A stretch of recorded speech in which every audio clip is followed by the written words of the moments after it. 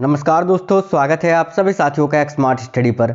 UP police constable 2024 के लिए उत्तर प्रदेश का संपूर्ण सामान्य ज्ञान आज इस क्लास में देखेंगे। एक ही वीडियो में संपूर्ण निचोड़ टॉप 500 क्वेश्चंस यूपी जीके के इसी क्लास में आज कंप्लीट करवा देंगे। यूट्यूब के सभी वीडियो का बाप ये होने वाला है, क्योंकि साथियों बहुत ही महत्वपूर्ण प्रश्न और इससे बाहर जो है आपको नहीं पढ़ना है। ये क्वेश्चंस आप लोग पढ़ के चले जाना पेपर में। 20 क्वेश्चन तो आपका इसी वीडियो से मिल जाएगा। 20 क्वेश्चन यानी 60 नंबर आपके पक्के हो जाएंगे आज इस क्लास में। तो कंप्लीट देखना है और अपने सभी दोस्तों को भी दिखाना है, क्योंकि साथियों आप अगर दूसरों का भला करते हैं तो आपके साथ भी हमेशा भला ही होता है। तो चलिए बिना देरी किए हुए अपने इस दमदार शानदार सेशन को शुरू करते हैं और आज इसी वीडियो में यूपी जीके के कंप्लीट टॉप 500 इंपोर्टेंट क्वेश्चंस को देखते हैं। तो सभी से रिक्वेस्ट है साथियों, क्लास को एक लाइक जरूर कर देना और अपने सभी दोस्तों के साथ जरूर शेयर करना। Super marathon class most important question, ठीक है। तो चलिए फिर देखते हैं क्वेश्चंस बिना देरी किए हुए। और आज के क्लास का पहला क्वेश्चन है, सन 1857 में अवध में ब्रिटिश सरकार के विरुद्ध हुए विद्रोह को किसकी सहायता से दबाया जा सका। तो ध्यान से देखना, सन 1857 में अवध में ब्रिटिश सरकार के विरुद्ध हुए विद्रोह को इनमें से किसकी सहायता से दबाया जा सका था। तो देखिए यहां आपका करेक्ट आंसर हो जाएगा गोरखा की सहायता से। Option number D correct answer हो जाएगा गोरखा। देखिए 1857 की क्रांति की बात करें तो इसकी शुरुआत हुई थी 10 मई 1857, ठीक है। कहां से शुरुआत हुई थी तो उत्तर प्रदेश के मेरठ से इसकी शुरुआत हुई थी, याद रखना। आगे देखिए उत्तर प्रदेश विधान परिषद में कुल कितने सदस्य हैं। बहुत ही महत्वपूर्ण प्रश्न है, तो ध्यान दीजिए। उत्तर प्रदेश विधान परिषद में कुल कितने सदस्य हैं। यहाँ विधान परिषद आपसे पूछ रहा है, तो याद रखना उत्तर प्रदेश के विधान परिषद में कुल 100 सदस्य हैं, 100। इस क्वेश्चन का राइट आंसर ऑप्शन नंबर ए होगा। और एक चीज याद रखना, अगर आपसे पूछे उत्तर प्रदेश विधानसभा के लिए कितनी सीटें हैं, तो विधानसभा में वर्तमान में 403, ठीक है। और लोकसभा में पूछे तो वर्तमान में लोकसभा में 80 सीटें हैं। राज्यसभा में पूछे तो उत्तर प्रदेश में राज्यसभा के लिए 31 सीटें आरक्षित हैं। ये सब बातें आपको याद रखना है। आगे देखिए नेक्स्ट है, देखिए हिंडाल्को ये किससे संबंधित है या स्थापित है कहां पर। तो याद रखना हिंडाल्को जो है ये कहां पर स्थित है या कहां पर स्थापित है। तो देखिए करेक्ट आएगा साथियों रेणुकूट में, उत्तर प्रदेश के रेणुकूट में हिंडाल्को स्थापित है। नेक्स्ट क्वेश्चन देखिए, अगला क्वेश्चन ये रहा, थारू जनजाति के बारे में कौन सा कथन सही है। तो देखिए इनमें से कौन सा एक कथन थारू जनजाति के बारे में सही है। तो देखिए ध्यान से, देखिए यहां पर ऑप्शन नंबर ए में है कि उल्ट हवा थारू जनजाति की एक उपजाति है, ये बिल्कुल सही कथन है। इनका मुख्य भोजन चावल है, ये भी सही है। इनमें संयुक्त परिवार प्रथा का प्रचलन है, ये भी सही है। तो भाई ऑप्शन नंबर डी करेक्ट होगा, उपयुक्त सभी। ये सारे कथन थारू जनजाति के बारे में बिल्कुल सही सही बताया गया है। आगे देखिए साथियों, शुरू से लेकर अंत तक वो हर एक वो क्वेश्चन जो आपको पढ़ने चाहिए वो मैंने इस वीडियो में आज कंप्लीट करा दिया है। तो आज इस क्लास को आपको पूरा जरूर देख लेना है। आगे देखिए, परमाणु विद्युत केंद्र राज्य में स्थापित है कहां पर, यानी उत्तर प्रदेश राज्य में परमाणु विद्युत केंद्र इनमें से कहां पर स्थापित है। तो याद रखना करेक्ट आएगा नरोरा में, नरोरा राइट आंसर आएगा ऑप्शन नंबर सी। आगे देखिए, उत्तर प्रदेश के किस शहर में उर्दू कवि मिर्जा गालिब तथा संगीतज्ञ उस्ताद फैयाज खां का जन्म हुआ था। तो याद रखना उत्तर प्रदेश के किस शहर में उर्दू कवि जो थे मिर्जा गालिब तथा संगीतज्ञ उस्ताद फैयाज खां का जन्म हुआ था। तो याद रखना आगरा में, ऑप्शन नंबर डी करेक्ट आएगा आगरा, ऑप्शन नंबर डी। आगे देखिए, प्रसिद्ध ऐतिहासिक इमारत 84 गुंबद उत्तर प्रदेश के किस जिले में स्थित है। तो याद रखना ये जो 84 गुंबद है, 84 गुंबद, ये उत्तर प्रदेश के किस जिले में स्थित है। तो याद रखना जालौन में, उत्तर प्रदेश के जालौन में। और नेक्स्ट है, उत्तर प्रदेश में स्थित निम्नलिखित जिलों में से कौन सा एक लखनऊ मंडल के अंतर्गत नहीं आता है। बहुत ही अच्छा क्वेश्चन है। तो देखिए उत्तर प्रदेश में स्थित निम्नलिखित जिलों में से कौन सा एक लखनऊ मंडल के अंतर्गत नहीं आता है। तो ध्यान से देखिए, यहाँ आपका करेक्ट आंसर हो जाएगा ऑप्शन नंबर सी बाराबांकी, ठीक है। देखिए बाराबांकी जो है ना ये अयोध्या मंडल के अंतर्गत आता है, लखनऊ मंडल के अंतर्गत नहीं। याद रखना बाराबांकी जो है ना ये अयोध्या मंडल के अंतर्गत आता है साथियों, अयोध्या। बाकी देखिए उन्नाव, रायबरेली और हरदोई ये सभी जो है ना लखनऊ मंडल के अंतर्गत ही आते हैं, लेकिन बाराबांकी ये अयोध्या मंडल के अंतर्गत आता है। आगे देखिए नेक्स्ट है, निम्नलिखित में से किस वर्ष भारत सरकार द्वारा लखनऊ स्थित भातखंडे संगीत संस्थान को, ठीक है, डीम्ड विश्वविद्यालय घोषित किया गया। बहुत ही अच्छा क्वेश्चन है, तो याद रखना करेक्ट आएगा अक्टूबर 2000 में। निम्नलिखित में से किस वर्ष भारत सरकार द्वारा लखनऊ स्थित जो भातखंडे संगीत संस्थान है इसको डीम्ड विश्वविद्यालय घोषित किया गया था? तो अक्टूबर 2000 में। निम्नलिखित में से किस एक लोकगीत का संबंध भगवान कृष्ण की उपासना के विभिन्न तरीकों से है? काफी अच्छा क्वेश्चन है, तो ध्यान देना रसिया का। ठीक है, निम्नलिखित में से कौन सा एक लोकगीत है जिसका संबंध भगवान कृष्ण की उपासना के विभिन्न तरीकों से है? तो रसिया। नेक्स्ट क्वेश्चन है भारतीय पशु चिकित्सा विज्ञान अनुसंधान संस्थान ये कहां पर अवस्थित है? तो देखना साथियों, भारतीय पशु चिकित्सा विज्ञान अनुसंधान संस्थान जो है ये कहां स्थित है? तो बरेली में। याद रखना बरेली में इज्जत नगर में ये स्थित है और इसकी स्थापना 1889 में हुई थी। याद रखना 1889 में भारतीय पशु चिकित्सा विज्ञान की स्थापना हुई थी और ये बरेली के इज्जत नगर में स्थित है। याद रखना। आगे देखिए, नेक्स्ट क्वेश्चन है निम्नलिखित में से कौन सा एक मंदिर वाराणसी में स्थित नहीं है? तो ध्यान से देखिएगा साथियों, भारत माता मंदिर ये भी आपका वाराणसी में है, विश्वनाथ मंदिर ये भी वाराणसी में है, संकट मोचन मंदिर ये भी वाराणसी में है, लेकिन महापरिनिर्वाण मंदिर जो है ये कुशीनगर में स्थित है। कहां पर स्थित है महापरिनिर्वाण मंदिर? तो याद रखना ये कुशीनगर में स्थित है जहां पर गौतम बुद्ध की मृत्यु हुई थी। ठीक है, आगे देखिए, अकबरपुर माती किस जिले का मुख्यालय है? तो देखिए अकबरपुर माती ये किस जिले का मुख्यालय है? तो याद रखना करेक्ट आएगा कानपुर देहात का। Option number B right answer होगा। और अंबेडकर नगर की बात करें ना तो अंबेडकर, देखिए अंबेडकर नगर का मुख्यालय जो है ये आपका अकबरपुर माफ करना अंबेडकर नगर का मुख्यालय अकबरपुर है। और संत कबीर नगर का जो मुख्यालय है ना, संत कबीर नगर का मुख्यालय ये खलीलाबाद में स्थित है। याद रखना खलीलाबाद में, खलीलाबाद आपको याद रखना है। और ये कानपुर देहात जो है ये कहाँ पर स्थित है? तो याद रखना कि अकबरपुर माती ये किस जिले का मुख्यालय है? तो याद रखना कानपुर देहात का, ये भी आपको याद रखना है। और ये जो अंबेडकर नगर है ना इसका भी मुख्यालय है अकबरपुर में, ये भी आप याद रखना। चलिए आगे बढ़ेंगे, नेक्स्ट क्वेश्चन देखते हैं। ठीक है, देखिए यहाँ पर कंफ्यूज मत होना, ये जो अंबेडकर नगर है ना इसका मुख्यालय अकबरपुर में है और कानपुर देहात अकबरपुर माती में है। ये चीज अलग अलग है तो इसको याद रखना। और ये संत कबीर नगर मैंने आपको बताया साथियों खलीलाबाद में, इसमें कंफ्यूजन होता है तो याद रखना।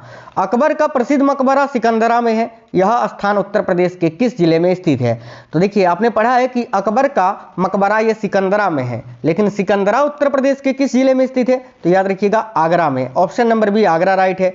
नेक्स्ट है राज्य में कहां पर नरोरा परमाणु संयंत्र अवस्थित है? तो साथियों उत्तर प्रदेश राज्य में कहां पर नरोरा परमाणु संयंत्र अवस्थित है? तो याद रखिएगा बुलंदशहर में। Option number B Bulandshahr. आगे देखिए, उत्तर प्रदेश में विद्युत नियामक आयोग का गठन किस वर्ष हुआ था? तो देखिए उत्तर प्रदेश में विद्युत नियामक आयोग का गठन ये किस वर्ष हुआ था? तो 1998 ईस्वी में। Option number B right answer होगा 1998। साथियों क्लास आपको बिल्कुल सुपर फास्ट करवाएंगे क्योंकि 500 क्वेश्चन है, टॉप 500 यूपी जीके के क्वेश्चन और इसी क्लास में आपको कंप्लीट करवाएंगे। तो देखिए घाटमपुर परियोजना राज्य में कहां पर स्थापित की गई है?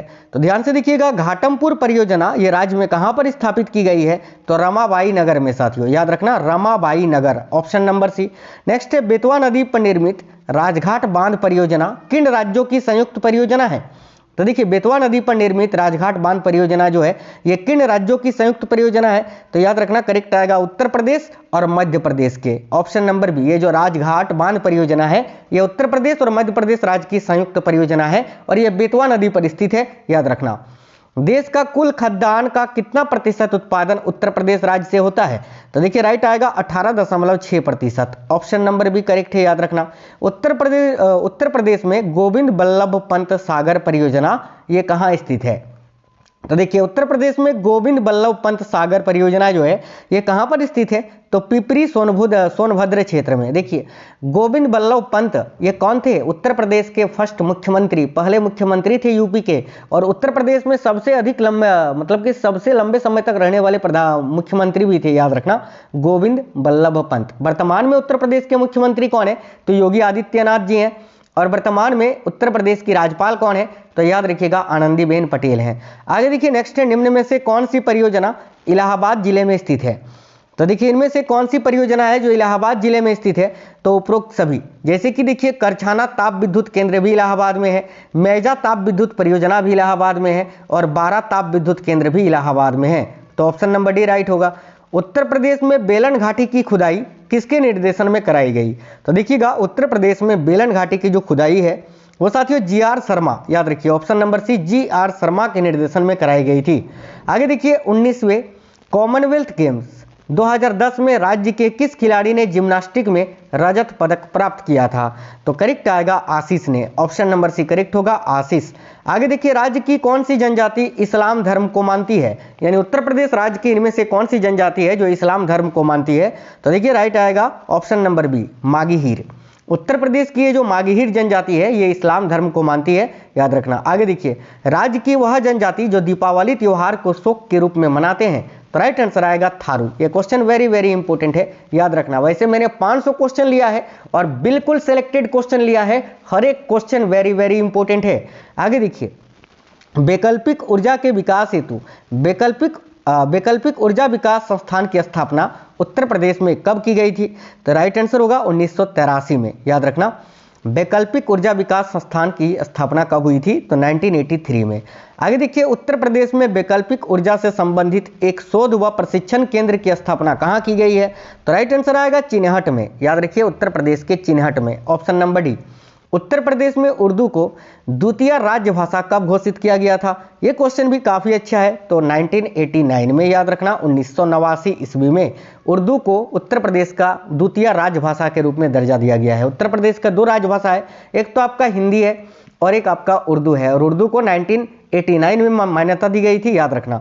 आगे देखिए निम्न में से कौन सा सही सुमेलित है? तो ध्यान से देखिएगा। देखिए आंवला ताप विद्युत परियोजना जो है ये बरेली में है, बिल्कुल सही है। औरैया ताप विद्युत केंद्र औरैया में है, ये भी सही है। दादरी ताप विद्युत परियोजना गौतम बुद्ध नगर में स्थित है, ये भी सही है। यानी ऑप्शन नंबर डी करेक्ट होगा, उपयुक्त सभी जो है सही सुमेलित है। आगे देखिए उत्तर प्रदेश में किस देश के सहयोग से ओबरा ताप विद्युत केंद्र की स्थापना की गई है? तो राइट आंसर आएगा पूर्व सोवियत संघ की सहयोग से, ऑप्शन नंबर ए करेक्ट आएगा। किस नहर पर देखिए खातिमा शक्ति केंद्र स्थापित है? यानी उत्तर प्रदेश का इनमें से कौन सा नहर है जहां पर खातिमा शक्ति केंद्र स्थापित किया गया है? तो करेक्ट आएगा साथियों शारदा नहर में। शारदा नहर की बात करें तो उत्तर प्रदेश राज्य की ये सबसे लंबी नहर है, आपको याद रखना है। नेक्स्ट क्वेश्चन है राज्य में शीतला जल विद्युत परियोजना कहां पर स्थापित की गई है? तो उत्तर प्रदेश में शीतला जल विद्युत परियोजना कहां पर स्थापित की गई है? याद रखिए झांसी में, option number D Jhansi. Next question है कौशल महाजनपद की राजधानी कहां पर थी? तो याद रखिएगा कौशल महाजनपद की राजधानी कहां थी? तो राइट आएगा श्रावस्ती में, ऑप्शन नंबर सी करेक्ट होगा श्रावस्ती। कौशाम्बी को किसने विशेष क्षति पहुंचाई थी? तो देखिए कौशाम्बी को किसने विशेष क्षति पहुंचाई थी? तो हुन नेता तोमरान जिन्होंने कौशाम्बी को सबसे अधिक जो है ना या विशेष रूप से क्षति पहुंचाई थी। अगला क्वेश्चन है हिंडन नदी तट पर अवस्थित आलमगीरपुर की खोज पहली बार किन लोगों के द्वारा की गई थी?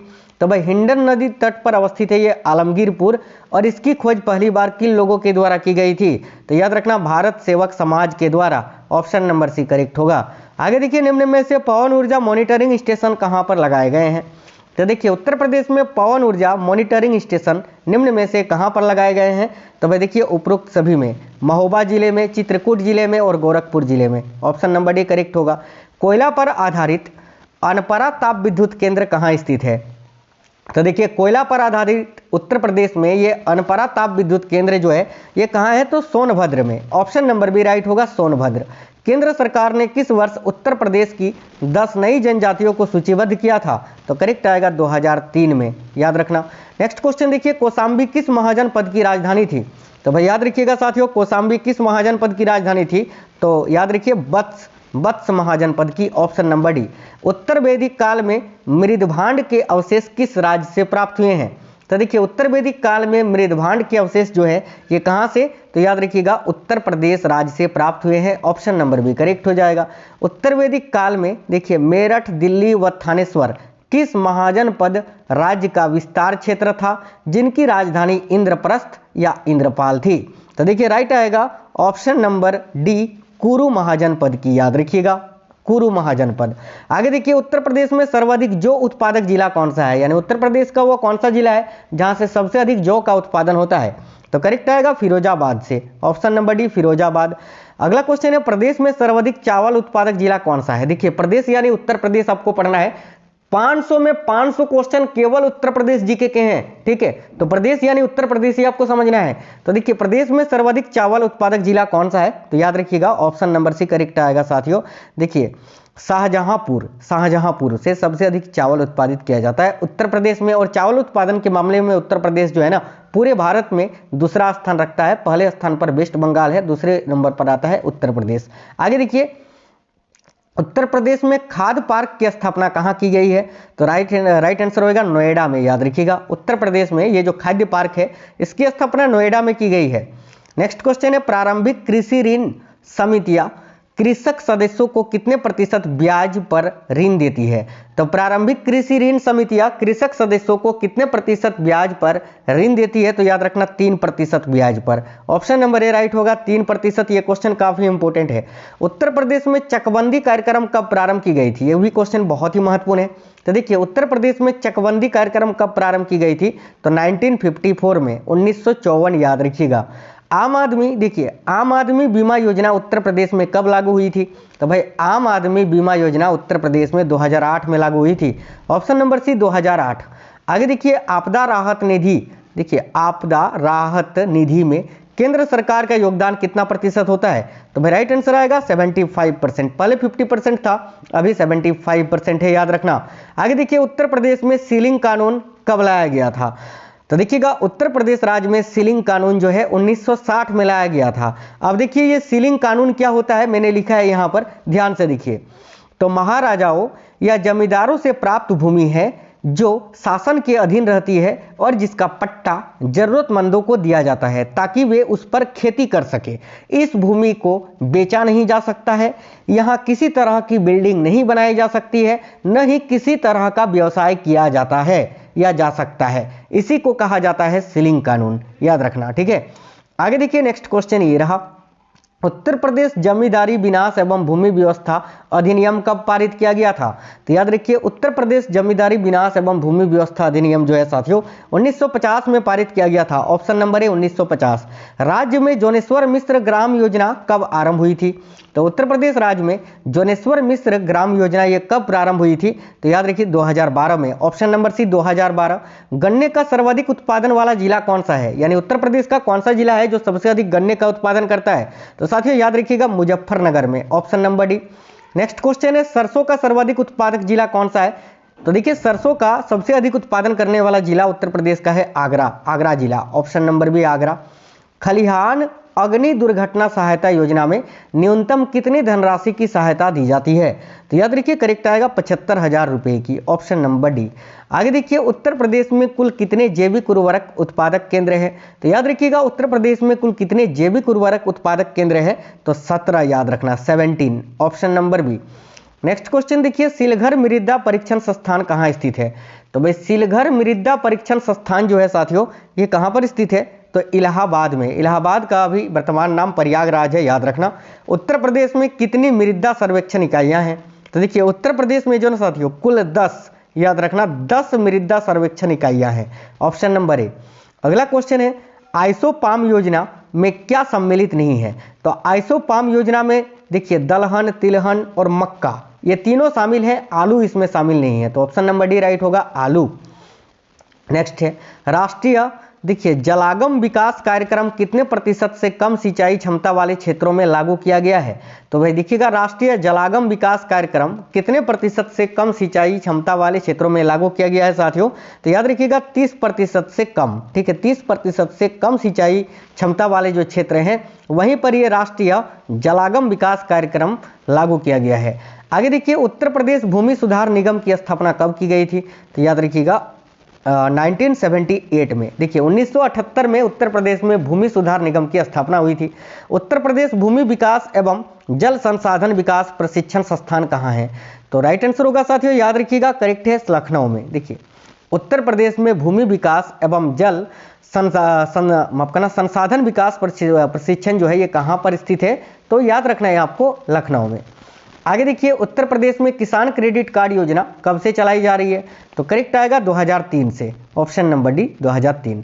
पंडित दीनदयाल पशु चिकित्सा विश्वविद्यालय कहाँ है, तो देखिए पंडित दीनदयाल पशु चिकित्सा विश्वविद्यालय जो है ये मथुरा में स्थित है। Option number B Mathura Uttar Pradesh. उत्तर प्रदेश में किसान वृद्धा पेंशन योजना कब आरंभ हुई थी? तो उत्तर प्रदेश में किसान वृद्धा पेंशन योजना जो है, याद रखिए ये कब लागू हुई थी? तो 2003 में। किसान वृद्धा पेंशन योजना 2003 में लागू हुई थी। आगे देखिए उत्तर प्रदेश में किसान मित्र योजना कब प्रारंभ हुई थी? तो देखना उत्तर प्रदेश में किसान मित्र योजना ये कब शुरू हुई? तो यहाँ आपका राइट आंसर होगा 2001 में। Option number B 2001। राज्य कृषि विभाग द्वारा कौन सा मासिक बुलेटिन प्रकाशित किया जाता है? तो भाई राज्य कृषि विभाग के द्वारा कौन सा मासिक बुलेटिन प्रकाशित किया जाता है? तो देखिए करेक्ट आंसर हो जाएगा कृषि चिंतन। ऑप्शन नंबर डी कृषि चिंतन। याद रखना देश के प्रथम दूध संघ की स्थापना कहां पर की गई थी? यानी देश का, भारत का प्रथम दूध संघ की स्थापना ये उत्तर प्रदेश के लखनऊ में की गई थी। Option number C Lucknow. अगला क्वेश्चन है उत्तर प्रदेश में कितने राजकीय सुअर प्रजनन केंद्र हैं? तो भाई देखिए उत्तर प्रदेश में कुल 8 जो है ना 8 राजकीय सुअर प्रजनन केंद्र स्थित है। Option number B. Uttar Pradesh में मत्स्य विभाग की स्थापना कब हुई थी? तो राइट आंसर आएगा ऑप्शन नंबर सी 1966 में। आगे देखिए वर्तमान में राज्य में कितने राजकीय गौसदन हैं?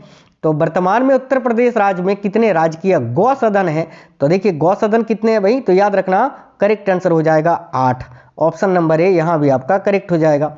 नेक्स्ट क्वेश्चन देखिए पशु जैविक औषधि संस्थान कहाँ स्थित है? तो भाई पशु जैविक औषधि संस्थान ये लखनऊ में स्थित है। Option number D Lucknow. Gokul पुरस्कार योजना का संबंध किससे है? तो देखिए गोकुल पुरस्कार योजना ये दूध उत्पादन से संबंधित है। याद रखना दूध उत्पादन के क्षेत्र में ये पुरस्कार दिया जाता है। अगला क्वेश्चन है देश में पशुधन की दृष्टि से उत्तर प्रदेश का कौन सा स्थान है? तो करेक्ट आएगा प्रथम। ऑप्शन नंबर ए। आगे देखिए राज्य में सर्वाधिक मक्का उत्पादित करने वाला जिला कौन सा है? तो राइट आंसर होगा साथियों बुलंदशहर। ऑप्शन नंबर सी जहां पर सबसे अधिक मक्का का उत्पादन होता है। मैंथा के उत्पादन में कौन सा राज्य प्रथम स्थान पर है? तो मैंथा के उत्पादन में कौन सा राज्य है जो कि प्रथम स्थान पर है? तो याद रखना उत्तर प्रदेश। आगे देखिए उत्तर प्रदेश में कितने कृषि निर्यात क्षेत्र हैं? यह भी क्वेश्चन काफी इंपॉर्टेंट है, तो याद रखिएगा 3। ऑप्शन नंबर ए। आगे देखिए उत्तर प्रदेश के किस जिले में पुष्प से इत्र बनाया जाता है? तो भाई पुष्प से इत्र बनाया जाता है कन्नौज में। याद रखना उत्तर प्रदेश का जो कन्नौज जिला है वो इत्र के लिए जाना जाता है। आगे देखिए आलू को दूसरे प्रदेशों में किस नाम से बेचा जाता है? तो भाई उत्तर प्रदेश में उत्पादित जो आलू है उनको दूसरे प्रदेशों में ताज ब्रांड के नाम से बेचा जाता है साथियों, ताजमहल के नाम से, ताज ब्रांड के नाम से। Option number B. Uttar Pradesh में उत्पादित आम को दूसरे प्रदेशों में किस नाम से प्रचारित किया जाता है? तो उत्तर प्रदेश में जो आम उत्पादित होता है उसको दूसरे प्रदेशों में जो है ना किस नाम से बेचा जाता है? तो नवाब ब्रांड के नाम से। ऑप्शन नंबर ए नवाब ब्रांड। याद रखना नवाबों का शहर लखनऊ को कहा जाता है। लखनऊ का प्राचीन नाम अवध है, ये भी याद रखिएगा। लंगड़ा आम मुख्यतः पैदा होता है उत्तर प्रदेश के किस जिले में? तो देखिए लंगड़ा आम जो है ये मुख्यतः वाराणसी से पैदा होता है, Varanasi. Option number D Varanasi. Uttar Pradesh का कौन सा जिला अमरूद के लिए प्रसिद्ध है? तो देखिए करेक्ट आएगा साथियों इलाहाबाद। Option number B. आगे देखिए उत्तर प्रदेश में कपास की बुआई किस माह में की जाती है? तो कपास की बुआई जो है किस माह में की जाती है? तो देखिए करेक्ट आएगा अप्रैल मई में। ऑप्शन नंबर सी अप्रैल मई। आगे देखिए उत्तर प्रदेश में अवनालिका अपरदन से सबसे अधिक प्रभावित जिला कौन सा है? तो उत्तर प्रदेश में अवनालिका अपरदन से सबसे अधिक प्रभावित होने वाला जो जिला है वह है इटावा जिला। Option number C Etawah. Bharatvarsh में प्रथम कृषि विश्वविद्यालय की स्थापना कहां पर की गई थी? तो उत्तर प्रदेश के पंतनगर में। वेरी वेरी इंपॉर्टेंट क्वेश्चन है, पंतनगर याद रखिएगा। उत्तर प्रदेश में अफीम का सबसे बड़ा जिला कौन सा है साथियों? तो देखिए उत्तर प्रदेश में अफीम का सबसे बड़ा उत्पादक जिला है आपका Barabanki. Option number D Barabanki याद रखना। आगे देखिए नेक्स्ट क्वेश्चन है उत्तर प्रदेश का चीनी उत्पादन में देश में कौन सा स्थान है? तो वर्तमान में अगर देखें तो प्रथम स्थान है। वैसे पहले स्थान पर जो है अभी कुछ सालों पहले महाराष्ट्र हुआ करता था और दूसरे नंबर पर उत्तर प्रदेश हुआ करता था, लेकिन वर्तमान में उत्तर प्रदेश में चीनी का सबसे अधिक उत्पादन होता है पूरे भारत में, तो प्रथम स्थान होगा अभी। ऑप्शन नंबर ए करेक्ट आएगा प्रथम, और दूसरे स्थान पर है महाराष्ट्र, याद रखना। आगे देखिए संपूर्ण देश का कितना प्रतिशत चावल उत्तर प्रदेश द्वारा उत्पादित होता है? तो देखिए करेक्ट आएगा साथियों याद रखना 13%। ठीक है, और मैंने बताया कि चावल के उत्पादन में उत्तर प्रदेश सेकंड स्थान रखता है भारत में। आगे देखिए उत्तर प्रदेश को कितने कृषि जलवायु क्षेत्रों में बांटा गया है? तो देखिए मैंने अभी आपको बताया कि उत्तर प्रदेश को 3 कृषि निर्यात क्षेत्रों में बांटा गया है। ठीक है, और उत्तर प्रदेश को कितने कृषि जलवायु क्षेत्रों में बांटा गया है? तो याद रखना 9। ऑप्शन नंबर ए करेक्ट आएगा 9। आगे देखिए उत्तर प्रदेश का कौन सा भाग सर्वाधिक बाढ़ प्रभावित है? तो उत्तर प्रदेश का कौन सा भाग है जो सर्वाधिक बाढ़ प्रभावित है? तो पूर्वी भाग, याद रखिएगा ऑप्शन नंबर ए। किसके उत्पादन में उत्तर प्रदेश का देश में दूसरा स्थान है? तो इनमें से किसके स्थान में उत्पादन में? तो चावल के उत्पादन में, अभी मैंने बताया था, ऑप्शन नंबर बी करेक्ट आएगा चावल। आगे देखिए निम्नलिखित में से किस फसल के उत्पादन में उत्तर प्रदेश देश का सबसे बड़ा उत्पादक है?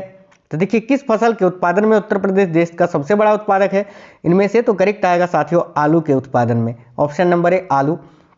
अगला क्वेश्चन है उत्तर प्रदेश में सर्वाधिक क्षेत्रफल वाली आम की प्रजाति कौन सी है? यानी उत्तर प्रदेश में सर्वाधिक क्षेत्रफल पर आम की कौन सी प्रजाति की उपज होती है? तो याद रखना दशहरी आम, ऑप्शन नंबर बी दशहरी। उत्तर प्रदेश में गेहूं की सर्वाधिक उत्पादकता किस क्षेत्र में है? तो उत्तर प्रदेश राज्य में गेहूं की सर्वाधिक उत्पादकता जो है, याद रखना गंगा घाघरा दोआब क्षेत्र में है। तो गंगा घाघरा दोआब क्षेत्र, option number C right answer होगा।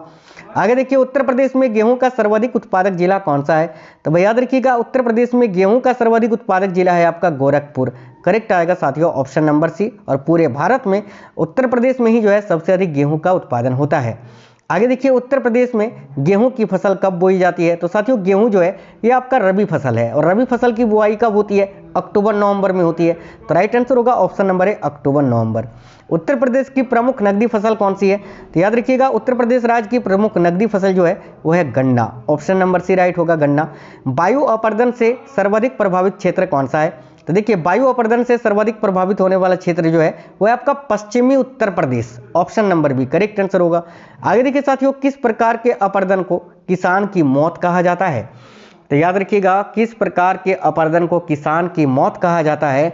काफी अच्छा क्वेश्चन है। तो परत अपर्दन को, ऑप्शन नंबर सी राइट होगा परत अपर्दन। उत्तर प्रदेश में किस प्रकार का अपर्दन अधिक होता है? तो ध्यान से देखिए उत्तर प्रदेश में किस प्रकार का अपर्दन सबसे अधिक होता है? तो भाई जलीय अपर्दन, option number B right answer होगा साथियों जलीय अपर्दन, याद रखना। अगला क्वेश्चन है क्वेश्चन नंबर 101, किस मृदा में जल धारण करने की क्षमता सर्वाधिक होती है? यानी इनमें से वो कौन सी मिट्टी है जो सबसे अधिक जल धारण करती है या जल सोखती है? तो इसको हम बोलते हैं साथियों दोमट मिट्टी। क्या बोलते हैं? दोमट मिट्टी, है ना, जिसका नाम है नवीन जलोढ़ मिट्टी। नवीन जलोढ़ मिट्टी यानी नई जलोढ़ मिट्टी जो सबसे अधिक जल सोखती है, इसका अन्य नाम दोमट मिट्टी भी है, याद रखना। आगे देखिएगा सामान्य फसल उगाने के लिए उर्वर भूमि का पीएच मान कितना होना चाहिए? तो सामान्य फसल को उगाने के लिए उर्वर भूमि का जो पीएच मान है वो कितना होना चाहिए? तो 6 से 7, याद रखना ऑप्शन नंबर सी 6 से 7। उत्तर प्रदेश के किस भाग में मरुस्थलीय मृदा पाई जाती है? तो देखिए उत्तर प्रदेश का वो कौन सा भाग है जहां पर मरुस्थलीय मृदा पाई जाती है? याद रखिएगा साथियों पश्चिमी भाग में, ऑप्शन नंबर बी। आगे देखिए उत्तर प्रदेश में सर्वाधिक मात्रा में कौन सी मिट्टी पाई जाती है? तो करेक्ट आएगा जलोढ़ मिट्टी, याद रखिएगा जलोढ़ मिट्टी, ऑप्शन नंबर बी। नेक्स्ट देखिए भारत में उत्तर प्रदेश जिस पैदावार का सबसे बड़ा उत्पादक है वह क्या है? तो अभी मैंने बताया कि भारत में उत्तर प्रदेश जो है ना खद्दान का सबसे बड़ा उत्पादक है। तो ऑप्शन नंबर 1 करेक्ट आएगा खद्दान। आगे देखिए उत्तर प्रदेश के किस हिस्से में कृषि श्रम उत्पादकता सर्वाधिक है? यानी उत्तर प्रदेश का कौन सा हिस्सा है जहां पर सबसे अधिक कृषि श्रम करते हैं, परिश्रम करते हैं? तो देखिए करेक्ट आएगा साथियों यहाँ पश्चिमी Uttar Pradesh, option number D. Next है बदायूं सिंचाई परियोजना किस नदी पर बैराज बनाकर चलाई जा रही है? तो भाई देखिए बदायूं सिंचाई परियोजना जो है ये किस नदी पर बैराज बनाकर चलाई जा रही है? तो साथियों रामगंगा नदी पर, ऑप्शन नंबर सी रामगंगा। आगे देखिए उत्तर प्रदेश में चेक डैम निर्माण परियोजना कब से चलाई जा रही है? तो चेक डैम निर्माण परियोजना उत्तर प्रदेश में कब से चलाई जा रही है? तो देखिए राइट आंसर होगा 2008-9 से, ऑप्शन नंबर बी करेक्ट हो जाएगा। अर्जुन बांध नहर से लाभान्वित जिला कौन सा है? ये जो अर्जुन बांध नामक नहर है इससे उत्तर प्रदेश का कौन सा जिला है जिसको लाभ मिलता है? तो राइट आएगा ऑप्शन नंबर डी हमीरपुर को। आगे देखिए फुलहर झील भारत के किस राज्य में स्थित है? तो साथियों फुलहर झील जो है ना ये उत्तर प्रदेश में स्थित है, ऑप्शन नंबर बी। नेक्स्ट है डॉक्टर राम मनोहर लोहिया सामूहिक नलकूप योजना कब प्रारंभ की गई? तो डॉक्टर राम मनोहर लोहिया सामूहिक नलकूप योजना की शुरुआत 2012 से हुई थी, option number C 2012। Lavkush barrage कहाँ पर अवस्थित है? तो देखिए लवकुश बैराज जो है ये साथियों कानपुर में अवस्थित है या कानपुर में स्थित है, याद रखिए। गंगा पेयजल परियोजना की क्षमता कितनी है? तो ध्यान से देखिए गंगा पेयजल परियोजना की क्षमता कितनी है? तो 50 क्यूसेक। देखिए ये जो क्यूसेक है ना साथियों इससे जल के बहाव को मापा जाता है। ठीक है। और गंगा पेयजल परियोजना की क्षमता कितनी है, तो 50 क्यूसेक, याद रखिएगा। आगे देखिए नेक्स्ट है, बाणसागर बांध एवं नहर प्रणाली किस नदी पर अवस्थित है। तो बाणसागर बांध एवं नहर प्रणाली जो है ना साथियों, याद रखिए सोन नदी पर अवस्थित है, सोन नदी, ऑप्शन नंबर डी। अगला क्वेश्चन है, कन्हार सिंचाई परियोजना किस जनपद में अवस्थित है। तो याद रखिएगा कन्हार सिंचाई परियोजना जो है ये सोनभद्र जनपद में स्थित है, ऑप्शन नंबर बी सोनभद्र। अगला क्वेश्चन है, नगवा बांध नहर किस नदी पर बनाया गया है। तो देखिए नगवा बांध नहर जो है ये किस नदी पर बनाया गया है, तो राइट आएगा, याद रखिएगा कर्मनासा नदी पर, ऑप्शन नंबर बी कर्मनासा नदी। चंद्रप्रभा बांध नहर किस जनपद में अवस्थित है। तो देखिए चंद्रप्रभा बांध नहर जो है ये वाराणसी जनपद में स्थित है, ऑप्शन नंबर डी वाराणसी में। अगला क्वेश्चन है, बाणसागर बांध, देखिए बाणसागर बांध एवं नहर परियोजना कितने राज्यों की संयुक्त परियोजना है। तो देखिए बाणसागर बांध एवं नहर परियोजना जो है ये उत्तर प्रदेश, बिहार और मध्य प्रदेश, इन तीनों राज्यों की संयुक्त परियोजना है, तो राइट आएगा ऑप्शन नंबर सी 3 राज्यों की। आगे देखिए राज्य सरकार द्वारा सरयू नहर परियोजना कब से निर्माणाधीन है। तो देखिए सरयू नहर परियोजना ये कब निर्माण किया गया था राज्य सरकार के द्वारा, तो 1977-78 में, याद रखिएगा 1978 आपको यहाँ पर याद रखना है, 1977-78 में। आगे देखिए माता टीला बांध से कौन सी नहर निकलती है। तो भाई माता टीला बांध से उत्तर प्रदेश की कौन सी नहर निकलती है, तो राइट आएगा ऑप्शन नंबर सी ए और बी दोनों। एक तो आपका गुरसराय नहर और एक मंदर नहर, दोनों ही माता टीला बांध से निकलती है, याद रखना। अगला क्वेश्चन है, हथिनी कुंड बैराज किस नदी पर बना है। तो देखिए हथिनी कुंड बैराज जो है उत्तर प्रदेश के किस नदी पर बना है, तो यमुना नदी पर, ऑप्शन नंबर बी यमुना। आगे देखिए गोविंद बल्लभ पंत सागर बांध ये किस नदी पर बना है, तो भाई करेक्ट आएगा रिहंद, याद रखिए रिहंद नदी पर, ऑप्शन नंबर बी।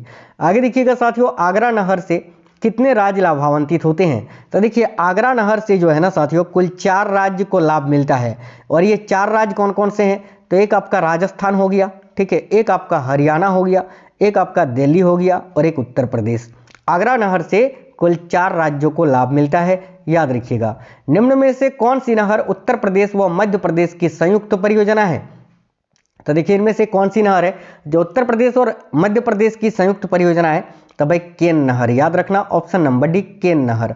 रानी लक्ष्मीबाई बांध किस नदी पर बना हुआ है, तो राइट आएगा साथियों बेतवा नदी पर, ऑप्शन नंबर सी। आगे देखिए नेक्स्ट क्वेश्चन है, सरयू नहर परियोजना से उत्तर प्रदेश का कौन सा भाग लाभान्वित होता है। तो देखिए सरयू नहर परियोजना से उत्तर प्रदेश का कौन सा भाग है जो लाभान्वित होता है, तो करेक्ट आएगा पूर्वी भाग, ऑप्शन नंबर ए पूर्वी भाग। पूर्वी यमुना नहर का कार्य किस मुगल बादशाह ने प्रारंभ करवाया था। तो देखिए पूर्वी यमुना नहर का कार्य जो है किस मुगल बादशाह ने प्रारंभ करवाया था, तो करेक्ट आएगा शाहजहां ने, ऑप्शन नंबर डी शाहजहां। हरियाली एक नई योजना है, ये किसके लिए है, तो भाई हरियाली नामक जो योजना है ये किसके लिए है, तो बंजर भूमि के विकास के लिए, ऑप्शन नंबर सी राइट होगा। आगे देखिए नेक्स्ट है, सारण सिंचाई नहर ये कहाँ से निकलती है, काफी महत्वपूर्ण प्रश्न है। तो सारण सिंचाई नहर जो है ना साथियों याद रखना गंडक नदी से निकलती है, ये option number D Gandak. Rihand घाटी परियोजना किस जिले में स्थित है। तो देखिए रिहंद घाटी परियोजना जो है ना ये उत्तर प्रदेश के सोनभद्र जिले में स्थित है, ऑप्शन नंबर ए सोनभद्र। अगला क्वेश्चन है, कौन सी नहर प्रणाली उत्तर प्रदेश व बिहार की संयुक्त नहर प्रणाली है। तो इनमें से कौन सी नहर प्रणाली है जो यूपी और बिहार की संयुक्त नहर प्रणाली है, तो देखिए करेक्ट आएगा गंडक नहर प्रणाली, option number B. Next question है, उत्तर प्रदेश की सबसे पुरानी नहर कौन सी है। तो देखिए उत्तर प्रदेश की सबसे पुरानी नहर जो है वो है आपका यमुना नहर, ऑप्शन नंबर ए यमुना नहर। उत्तर प्रदेश में सबसे अधिक नहरें किस जिले में स्थित है, तो करेक्ट आएगा रायबरेली जिले में, याद रखिए उत्तर प्रदेश का जो रायबरेली जिला है वहाँ पर सबसे अधिक नहर है। भारत के किस राज्य में सर्वाधिक सिंचाई नलकूपों से होती है, तो करेक्ट आएगा यूपी में, उत्तर प्रदेश, ऑप्शन नंबर ए। देखिए उत्तर प्रदेश व मध्य प्रदेश सरकार के बीच किन 2 नदियों को जोड़ने संबंधी समझौता हुआ है। तो उत्तर प्रदेश व मध्य प्रदेश सरकार के बीच किन 2 नदियों को जोड़ने संबंधी समझौता हुआ है, तो साथियों देखिएगा करेक्ट आएगा केन व बेतवा, ठीक है, केन व बेतवा, ऑप्शन नंबर डी। आगे देखिए केन नदी किस जनपद में यमुना से मिल जाती है। तो केन नदी जो है ये किस जनपद में यमुना से मिल जाती है, तो करेक्ट आएगा बांदा में, ऑप्शन नंबर डी बांदा। अगला क्वेश्चन है, गंडक नदी का उद्गम स्थल कहाँ है, यानी गंडक नदी ये कहाँ से उद्गम होती है, तो राइट आएगा नेपाल से, ठीक है, ऑप्शन नंबर सी नेपाल यहाँ आपका करेक्ट आएगा, याद रखिएगा नेपाल से। चलिए नेक्स्ट क्वेश्चन है, देखिए गोमती नदी का उद्गम स्थल कहाँ है, तो गोमती नदी जो है ना साथियों ये पीलीभीत से निकलती है, याद रखना Pilibhit. Option number D Pilibhit correct आएगा। अगला क्वेश्चन है कौन सा जनपद राप्ती नदी के किनारे पर स्थित है, तो राप्ती नदी के किनारे पर स्थित जनपद कौन सा है, तो गोरखपुर, याद रखना ऑप्शन नंबर सी। और वैसे भी गोरखपुर जो है ये राप्ती नदी के किनारे पर स्थित है। आगे देखिए घाघरा नदी का उद्गम स्थान कहाँ है, तो देखिए घाघरा नदी का उद्गम स्थल है साथियों, याद रखना मापचा चुंगो, ऑप्शन नंबर ए, ये भी हिमालय से निकलती है। आगे देखिए नेक्स्ट क्वेश्चन है यमुना नदी उत्तर प्रदेश के किस जनपद में गंगा से मिल जाती है, तो राइट आएगा इलाहाबाद में, ऑप्शन नंबर सी। आगे देखिए यमुना नदी उत्तर प्रदेश में कहाँ से प्रवेश करती है, तो यमुना नदी जो है उत्तर प्रदेश में जब प्रवेश होती है तो कहाँ से प्रवेश होती है ये पूछा जा रहा है, तो याद रखना सहारनपुर से या सहारनपुर से, ऑप्शन नंबर ए। यमुना नदी का उद्गम स्थल कहाँ है, तो ये तो यमुनोत्री से निकलती है बंदरपूछ से, ऑप्शन नंबर सी करेक्ट आएगा साथियों बंदरपूछ। आगे देखिए भारत की सबसे बड़ी बाह नदी कौन सी है, तो याद रखना भारत की सबसे बड़ी बाह नदी है गंगा, ऑप्शन नंबर सी। निम्न में से किस नदी को राष्ट्रीय जलमार्ग संख्या 1 के रूप में प्रयोग किया जा रहा है, तो सिंपल सा आंसर होगा गंगा नदी को, याद रखना ऑप्शन नंबर ए। उत्तर प्रदेश के कितने जिले बिहार के साथ सीमावर्ती हैं, यानी उत्तर प्रदेश के कितने जिले हैं जो बिहार के साथ सीमावर्ती हैं, तो देखो करेक्ट आएगा यहाँ आपका, याद रखना है 7 जिले, ऑप्शन नंबर बी 7। आगे देखिएगा उत्तर प्रदेश की सबसे ऊंची पहाड़ियाँ सोनकर केमूर ये किन जिलों में स्थित है, तो उत्तर प्रदेश की जो सबसे ऊंची पहाड़ियाँ है ये सोनकर केमूर है, ठीक है, और ये किन जिलों में स्थित है, तो याद रखिए करेक्ट आएगा मिर्जापुर सोनभद्र क्षेत्र में, option number C Mirzapur Sonbhadra. आगे देखिए राजस्थान की सीमा से जुड़ा उत्तर प्रदेश का जनपद कौन सा है, तो भाई राजस्थान की सीमा से जुड़ा उत्तर प्रदेश का जनपद इनमें से कौन सा है, तो याद रखिएगा मथुरा, ऑप्शन नंबर ए। आगे देखिए उत्तर प्रदेश का सबसे उत्तरी जिला कौन सा है, तो साथियों उत्तर प्रदेश राज्य का सबसे उत्तरी जिला है, याद रखिएगा सहारनपुर, ऑप्शन नंबर डी। आगे देखिए उत्तर प्रदेश का सबसे पूर्वी जिला कौन सा है, तो उत्तर प्रदेश राज्य का सबसे पूर्वी जिला आपका है बलिया, याद रखिएगा बलिया। उत्तर प्रदेश में शीतकाल और ग्रीष्मकाल में कैसी वर्षा होती है, तो याद रखिए ऑप्शन नंबर, देखिए ऑप्शन नंबर डी करेक्ट आएगा, ब और स याद रखना है आपको, ठीक है। देखिए उत्तर प्रदेश में शीतकाल और ग्रीष्मकाल में, ठीक है, कैसी वर्षा होती है, तो भाई याद रखिएगा चक्रवाती और संवहनी, माफ करना यहाँ पर जो है ना ए और सी होना चाहिए, ठीक है, ए और सी होना चाहिए यहाँ। देखिए एक तो मानसूनी और संवहनी, याद रखिएगा ऑप्शन नंबर डी आपका करेक्ट हो जाएगा। आगे देखिए उत्तर प्रदेश में मई जून के महीने में तीव्र चलने वाली पश्चिमी हवाओं को क्या कहा जाता है, तो भाई उत्तर प्रदेश में मई जून के महीने में तीव्र चलने वाली जो पश्चिमी हवाएं होती हैं उनको क्या कहा जाता है, तो लू कहा जाता है साथियों, लू, ऑप्शन नंबर सी। नेक्स्ट है निम्नलिखित में से किस जिले में सर्वाधिक गर्मी पड़ती है, तो देखिए उत्तर प्रदेश का वो कौन सा जिला है जहां पर सबसे अधिक गर्मी पड़ती है, तो आगरा जिले में, ऑप्शन नंबर ए आगरा। उत्तर प्रदेश के भांवर क्षेत्र में किस प्रकार की मृदा पाई जाती है, देखना उत्तर प्रदेश का जो भांवर क्षेत्र है यहाँ पर किस प्रकार की मिट्टी पाई जाती है, तो याद रखना करेक्ट आएगा कंकरीली और पथरीली, ठीक है, कंकरीली और पथरीली मिट्टी। आगे देखिए उत्तर प्रदेश की जलवायु कैसी है, तो साथियों याद रखना उत्तर प्रदेश की जलवायु ऑप्शन नंबर सी, याद रखना ए और बी दोनों, यानी उष्णकटिबंधीय और मानसूनी, जिसको हम बोलते हैं उष्णकटिबंधीय मानसूनी जलवायु, ठीक है। आगे देखिए नेक्स्ट है उत्तर प्रदेश का कौन सा जनपद हरियाणा तथा हिमाचल प्रदेश के साथ सीमा बनाता है, तो देखना उत्तर प्रदेश का कौन सा जनपद है जो हरियाणा और हिमाचल प्रदेश के साथ सीमा बनाता है, तो देखो यहाँ आपका राइट आंसर होगा Saharanpur, option number B Saharanpur, याद रखिएगा। बीहड़ का निर्माण किन नदियों के किनारों पर हुआ, तो बीहड़ का निर्माण जो है किन नदियों के किनारों पर हुआ है, तो देखिए यहाँ आपका राइट आएगा यमुना और चंबल, याद रखिए यमुना और चंबल नदियों के किनारे पर, ऑप्शन नंबर डी करेक्ट आएगा, बा और स दोनों। आगे देखिएगा तराई क्षेत्र का वह भाग जहां कंकड़ पत्थर और मोटे बालू के निक्षेप मिलते हैं इसको क्या कहा जाता है, तो भाई इस क्षेत्र को भांवर क्षेत्र कहते हैं ना, ऑप्शन नंबर बी भांवर क्षेत्र। नेक्स्ट है तराई क्षेत्र की भूमि कैसी होती है, तो देखिए तराई क्षेत्र की जो भूमि होती है वो समतल होती है, नम होती है और दलदली होती है, यानी ये सभी, ऑप्शन नंबर डी करेक्ट हो जाएगा। उत्तर प्रदेश को कितने भौगोलिक भागों में विभाजित किया जा सकता है, तो साथियों याद रखना उत्तर प्रदेश को जो है ना 3 प्रकार के भौगोलिक भागों में विभाजित किया जा सकता है, तो ऑप्शन नंबर बी करेक्ट होगा 3। गंगा यमुना मैदान में नवीन कांप निक्षेपों को क्या कहा जाता है, तो गंगा यमुना मैदान में नवीन कांप निक्षेपों को क्या कहा जाता है, तो खादर कहा जाता है, याद रखना, और पुराने को बांगर कहा जाता है, ये भी याद रखना। देखिए गंगा यमुना मैदान में प्राचीन कांप निक्षेपों को क्या कहा जाता है? तो अभी मैंने आपको बताया साथियों, पुरानी यानी प्राचीन तो बांगर कहा जाता है, नई को खादर। आगे देखिए नेक्स्ट है, उत्तर प्रदेश किस प्राचीनतम भूखंड का एक भाग है? तो राइट आएगा option number C, Gondwana land का, याद रखना। आगे देखिए उत्तर प्रदेश की सीमा किस देश से मिलती है?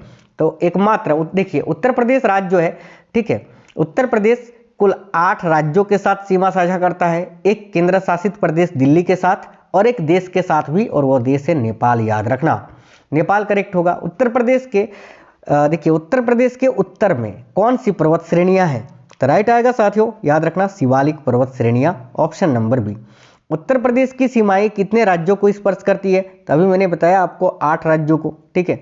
आगे देखिए उत्तर प्रदेश का क्षेत्रफल देश के कुल क्षेत्रफल का कितना प्रतिशत है? तो साथियों 7.33%, याद रखना, जो कि संपूर्ण भारत में क्षेत्रफल की दृष्टि से चौथे नंबर पर आता है, यूपी। आगे देखिए नेक्स्ट है, उत्तर प्रदेश की लंबाई तथा चौड़ाई कितनी है? काफी अच्छा क्वेश्चन है, तो याद रखना उत्तर प्रदेश की लंबाई है 650 किलोमीटर और चौड़ाई है 240 किलोमीटर। तो राइट आएगा ऑप्शन नंबर ए, याद रखना। देखिए जयप्रकाश नारायण अंतर्राष्ट्रीय केंद्र की स्थापना कहाँ हुई थी? तो साथियों जयप्रकाश नारायण अंतर्राष्ट्रीय केंद्र की स्थापना जो है ये लखनऊ में हुई थी, याद रखिएगा, लखनऊ उत्तर प्रदेश। उत्तर प्रदेश में शहरी आवास नीति किस वर्ष जारी की गई थी? तो 1995 में, याद रखना, उत्तर प्रदेश में शहरी आवास नीति जो है ये 1995 में जारी की गई थी। अगला क्वेश्चन है, लोक लेखा समिति का अध्यक्ष विपक्षी दल से चुने जाने की परंपरा सर्वप्रथम किस राज्य से प्रारंभ हुई? तो याद रखना उत्तर प्रदेश से ही, ठीक है। देखिए लोक लेखा समिति का अध्यक्ष जो है वो विपक्षी दल से चुने जाते हैं। यह परंपरा सर्वप्रथम उत्तर प्रदेश से ही प्रारंभ हुई थी, याद रखना है आपको। आगे देखिए देश का सबसे बड़ा विधानमंडल पुस्तकालय कहाँ है? तो राइट आंसर आएगा साथियों उत्तर प्रदेश में, ऑप्शन नंबर ए। आगे देखिए उत्तर प्रदेश विधान परिषद का सदस्य कितने साल के लिए निर्वाचित होता है? तो देखिए यहाँ आपका करेक्ट आंसर हो जाएगा 6 साल के लिए, ऑप्शन नंबर बी। आगे देखिए उत्तर प्रदेश में कब से द्विसदनीय विधानमंडल है? तो देखिए उत्तर प्रदेश में जो विधानमंडल है वो द्विसदनीय है, और कब से है? तो याद रखना 1937 से, यानी 1937 से। नेक्स्ट है, त्रिस्तरीय व्यवस्था में द्वितीय स्तर पर कौन सा होता है? तो देखिए त्रिस्तरीय पंचायती व्यवस्था में प्रथम स्तर पर ग्राम सभा होता है, द्वितीय स्तर पर क्षेत्र पंचायत होता है या पंचायत समिति हम बोलते हैं इसको, और तीसरे स्तर पर होता है जिला परिषद। तो द्वितीय स्तर पर क्या होता है? क्षेत्र पंचायत। तो राइट आंसर आएगा ऑप्शन नंबर सी, क्षेत्र पंचायत। और अगर आपको प्रथम स्तर पर पूछे तो ग्राम सभा, तृतीय स्तर पर पूछे तो जिला परिषद, याद रखना। आगे देखिए उत्तर प्रदेश के किस जिले में देश के प्रथम पुलिस संग्रहालय की स्थापना की गई है? तो राइट आंसर आएगा साथियों गाजियाबाद में, ऑप्शन नंबर सी, गाजियाबाद। आगे देखिए उत्तर प्रदेश के प्रथम राज्यपाल कौन थे? तो देखिए उत्तर प्रदेश के प्रथम राज्यपाल थे Sarojini Naidu, option number C, याद रखना।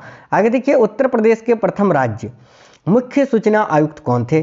तो उत्तर प्रदेश के प्रथम राज्य मुख्य सूचना आयुक्त कौन थे? तो याद रखना M.A. Khan, option number A correct हो जाएगा। निम्नलिखित में से कौन उत्तर प्रदेश के मुख्यमंत्री नहीं थे? तो भाई उत्तर प्रदेश के मुख्यमंत्री गोविंद बल्लभ पंत तो थे ही थे, ठीक है। इसके अलावा हेमवती नंदन बहुगुणा भी थी, इसके अलावा नारायण दत्त तिवारी भी थे। कृष्णचंद पंत जो है ये उत्तर प्रदेश के मुख्यमंत्री नहीं थे, तो ऑप्शन नंबर सी राइट होगा। आगे देखिए उत्तर प्रदेश का प्रथम लोकायुक्त कौन था? तो याद रखिएगा उत्तर प्रदेश के प्रथम लोकायुक्त कौन थे? तो विशंबर दयाल, ठीक है। और वर्तमान में कौन है? तो मैंने लिखा था, देखो वर्तमान में उत्तर प्रदेश के लोकायुक्त कौन है? तो जस्टिस संजय मिश्रा, और ये 7वें हैं, ठीक है। वर्तमान में यूपी के ये लोकायुक्त हैं, आपको याद रखना है। कौन है वर्तमान में उत्तर प्रदेश के लोकायुक्त? तो क्या आप बताओगे? जस्टिस संजय मिश्रा, जो कि 7वें नंबर के हैं, याद रखना। नगर निगमों में नगर प्रमुख को क्या कहा जाता है? तो साथियों नगर निगम में नगर प्रमुखों को क्या कहा जाता है उत्तर प्रदेश में? तो देखिए करेक्ट आएगा महापौर। महापौर या तो इसको मेयर भी कहते हैं, मेयर, याद रखना है, मेयर भी कहते हैं, ठीक है। चलिए नेक्स्ट क्वेश्चन देखते हैं, उत्तर प्रदेश में पंचायतों की त्रिस्तरीय प्रणाली कब प्रारंभ की गई थी? तो साथियों देखना उत्तर प्रदेश में पंचायतों की त्रिस्तरीय प्रणाली जो है ना ये 1961-62 में, ऑप्शन नंबर ए 61-62 में जो है ना प्रारंभ की गई थी। आगे देखिए उत्तर प्रदेश में प्रथम बार राष्ट्रपति शासन कब लगा था? तो देखिए उत्तर प्रदेश में पहली बार राष्ट्रपति शासन जो है ना ये 1968 में लगा था, याद रखना। राष्ट्रपति शासन अनुच्छेद 356 के अंतर्गत भारत के राष्ट्रपति लगाते हैं, ये आपको याद रखना है। आगे देखिएगा, उत्तर प्रदेश में अब तक कितनी बार राष्ट्रपति शासन लग चुका है? तो याद रखना 10 बार, ऑप्शन नंबर बी 10 बार। इलाहाबाद उच्च न्यायालय की स्थापना कब हुई थी? तो राइट आंसर आएगा साथियों 1866 में, ऑप्शन नंबर सी करेक्ट हो जाएगा। आगे देखिए, उत्तर प्रदेश में राज्य के विश्वविद्यालयों का कुलपति या कुलाधिपति कौन होता है? तो उत्तर प्रदेश में राज्य के विश्वविद्यालयों का कुलाधिपति कौन होता है? याद रखना राज्य का राज्यपाल, ऑप्शन नंबर ए राज्यपाल। लोक अदालतों के माध्यम से निस्तारित वादों की संख्या की दृष्टि से कौन सा राज्य प्रथम स्थान पर है? तो राइट आंसर होगा उत्तर Pradesh, option number B. Uttar Pradesh में कितने केंद्रीय कारागार हैं, यानी केंद्रीय जेल, सेंट्रल जेल जिसको बोलते हैं? तो याद रखना उत्तर प्रदेश में कितने सेंट्रल जेल हैं? तो वह देखना यहाँ आपका राइट आंसर होगा 6, ऑप्शन नंबर सी।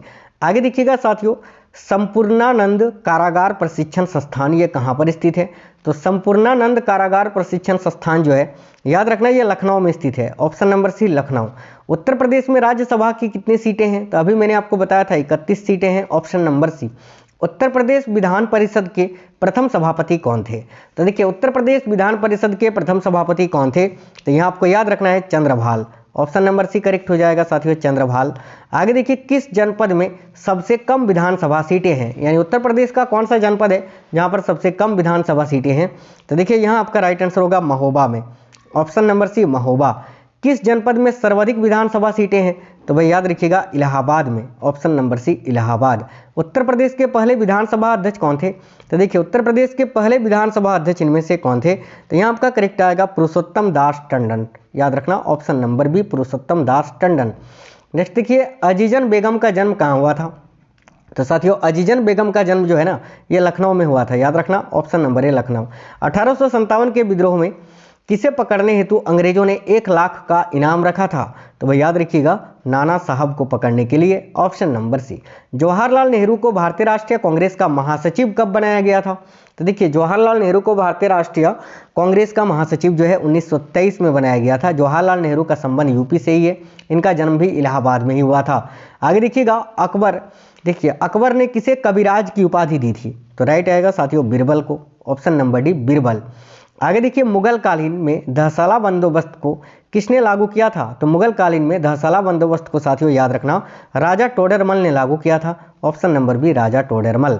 निम्न इतिहासकारों में से कौन उत्तर प्रदेश का था? तो निम्न इतिहासकारों में से कौन है जो कि उत्तर प्रदेश के निवासी थे? तो ये सभी देखिए, वर्णी, बाणभट्ट, अमीर खुसरो, ये तीनों उत्तर प्रदेश के ही थे, ऑप्शन नंबर डी करेक्ट होगा।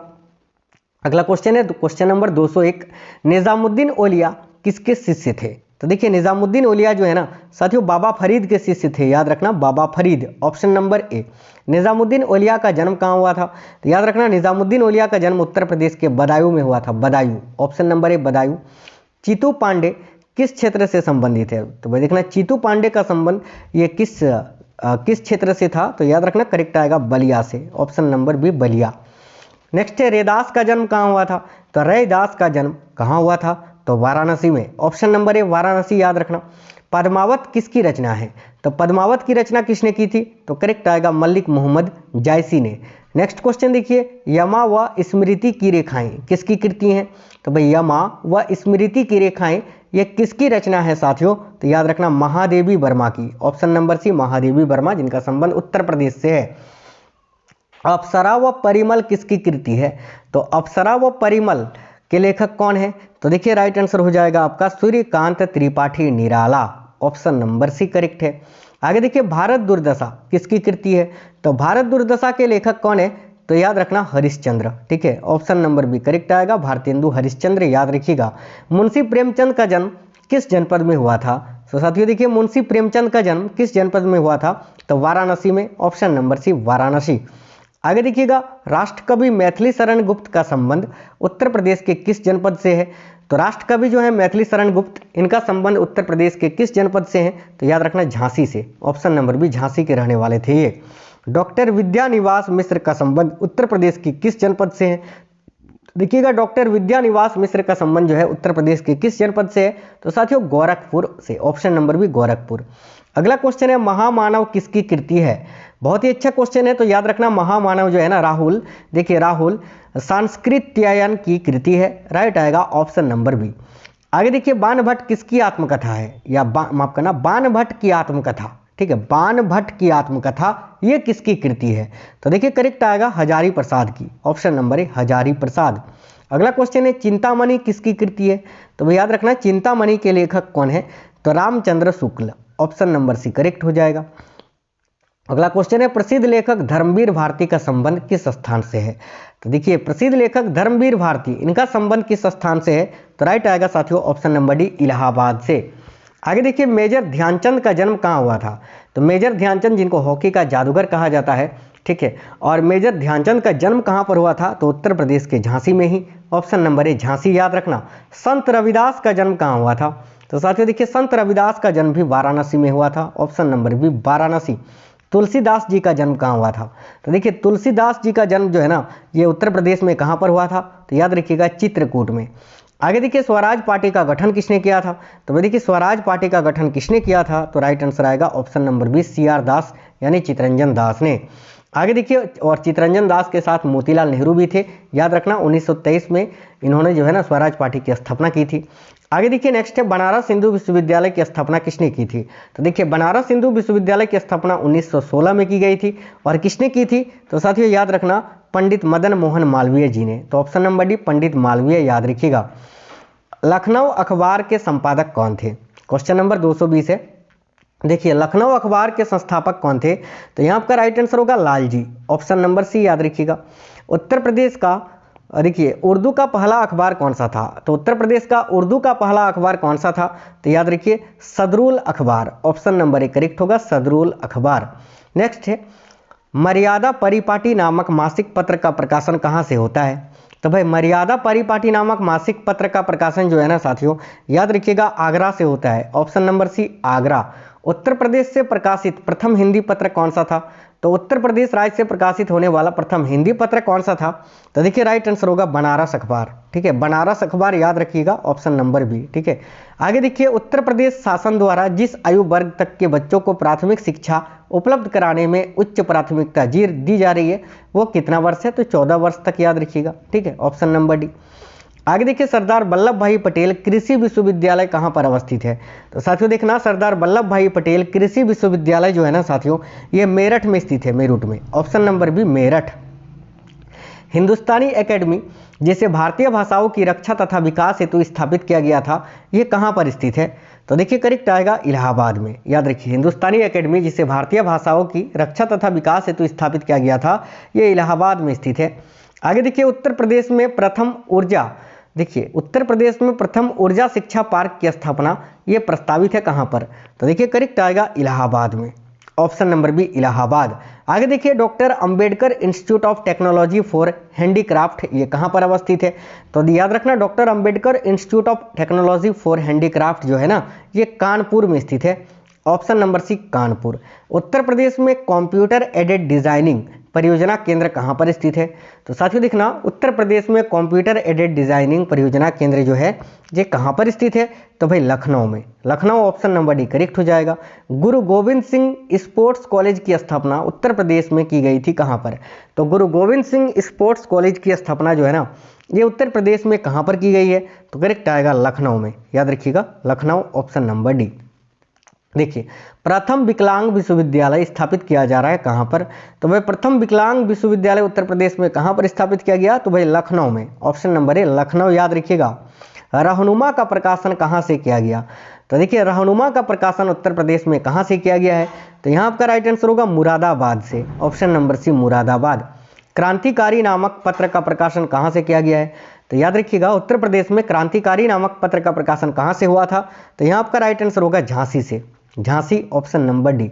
आगे देखिए सरस्वती नामक पत्रिका का प्रकाशन किसने किया? तो सरस्वती नामक पत्रिका का प्रकाशन उत्तर प्रदेश में किसने किया था? तो देखिए महावीर प्रसाद द्विवेदी जी ने, याद रखिएगा महावीर प्रसाद द्विवेदी। अगला क्वेश्चन है तत्वबोधिनी का संपादक कौन था? तो देखिए तत्वबोधिनी का संपादक कौन था आपसे ये पूछा जा रहा है, तो करेक्ट आएगा गुलाब शंकर, ऑप्शन नंबर ए याद रखिएगा गुलाब शंकर। भारत भारती सम्मान उत्तर प्रदेश की किस संस्था के द्वारा दिया जाता है? तो साथियों देखना भारत भारती सम्मान जो है ये उत्तर प्रदेश के किस संस्था के द्वारा दिया जाता है? तो भाई हिंदी संस्थान के द्वारा, ऑप्शन नंबर सी करेक्ट हो जाएगा। इसरो ने किस संस्थान को अपना पहला नोडल सेंटर बनाया है? तो भाई Indian space and research organisation जो है, देखिए इसरो ने किस संस्थान को अपना पहला नोडल सेंटर बनाया है? तो आईआईटी कानपुर को याद रखिएगा, option number B IIT Kanpur. भारतीय सूचना प्रौद्योगिकी संस्थान ये कहाँ पर अवस्थित है?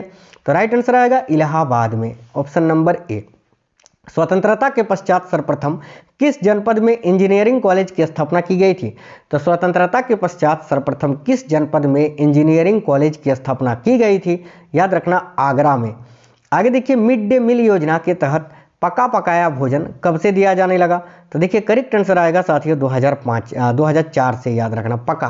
देखिए मिड डे मील योजना के तहत पका पकाया भोजन जो है ना 2004 से दिया जाने लगा। उससे पहले ही इसकी शुरुआत हुई थी 1994-95 में, ठीक है, लेकिन उस समय जो है पका पकाया हुआ भोजन नहीं दिया जाता था। चलिए आगे देखिएगा, नटवरी नृत्य उत्तर प्रदेश के किस क्षेत्र का लोक नृत्य है? तो साथियों देखना, नटवरी नृत्य जो है ये उत्तर प्रदेश के किस क्षेत्र का एक लोक नृत्य है? तो राइट आंसर होगा पूर्वांचल का, ऑप्शन नंबर सी पूर्वांचल क्षेत्र का। उत्तर प्रदेश का शास्त्रीय नृत्य कौन सा है? तो देखिए राइट आएगा ऑप्शन नंबर बी कथक। आगे देखिएगा, जोगिनी उत्तर प्रदेश के किस क्षेत्र का लोक नृत्य है? तो भाई जोगिनी जो है ये उत्तर प्रदेश के किस क्षेत्र का लोक नृत्य है साथियों? तो याद रखना अवध का, ऑप्शन नंबर बी अवध। देखिए राय नृत्य उत्तर प्रदेश के किस क्षेत्र का लोक नृत्य है? तो ध्यान से देखना, राय नृत्य जो है ये उत्तर प्रदेश के किस क्षेत्र का लोक नृत्य है? तो बुंदेलखंड का। साथियों अगर आप लोगों ने अभी तक क्लास को लाइक नहीं किया है तो जरूर लाइक करना साथियों, हमें भी मोटिवेशन मिल जाएगा आपके एक लाइक से। और प्लीज़ अपने सभी दोस्तों तक जो है ना इस क्लास को फैला देना, आप लोग शेयर कर देना, क्योंकि आप दूसरों का भला करोगे तो हमेशा आपके साथ भी भला होगा। अगला क्वेश्चन है, कलाबाजी उत्तर प्रदेश के किस क्षेत्र का लोक नृत्य है? तो देखिएगा, कलाबाजी उत्तर प्रदेश के किस क्षेत्र का लोक नृत्य है? तो अवध, याद रखना अवध करेक्ट आएगा, ऑप्शन नंबर ए। आगे देखिएगा, ढरकहरी नृत्य उत्तर प्रदेश के किस क्षेत्र का लोक नृत्य है? तो भाई ढरकहरी नृत्य जो है ना उत्तर प्रदेश के किस क्षेत्र का लोक नृत्य है साथियों? तो याद रखना पूर्वांचल का, ठीक है, ऑप्शन नंबर है पूर्वांचल। उत्तर प्रदेश में पहली ग्लव्स पॉपेट ये कहाँ पर स्थित है? तो उत्तर प्रदेश की पहली ग्लव्स पॉपेट जो है वो कौन सी है, माफ करना, ये आपसे पूछा जा रहा है। तो देखिए करेक्ट आंसर हो जाएगा गुलाबो सिताबो, याद रखना गुलाबो सिताबो ये उत्तर प्रदेश की पहली ग्लव्स पॉपेट है। आगे देखिए, गिरिजा देवी का संबंध किस घराने से है? साथियों देखिएगा, गिरिजा देवी का संबंध जो है ये बनारस घराने से है, ऑप्शन नंबर है बनारस घराना। आगे देखिए, महर्षि वाल्मीकि आश्रम ये कहाँ पर स्थित है? तो महर्षि वाल्मीकि आश्रम जो है ना, याद रखिएगा ये उत्तर प्रदेश के बिठूर में स्थित है साथियों, बिठूर, ऑप्शन नंबर बी। अगला है, कार्तिक एक लोक नृत्य है किस क्षेत्र का?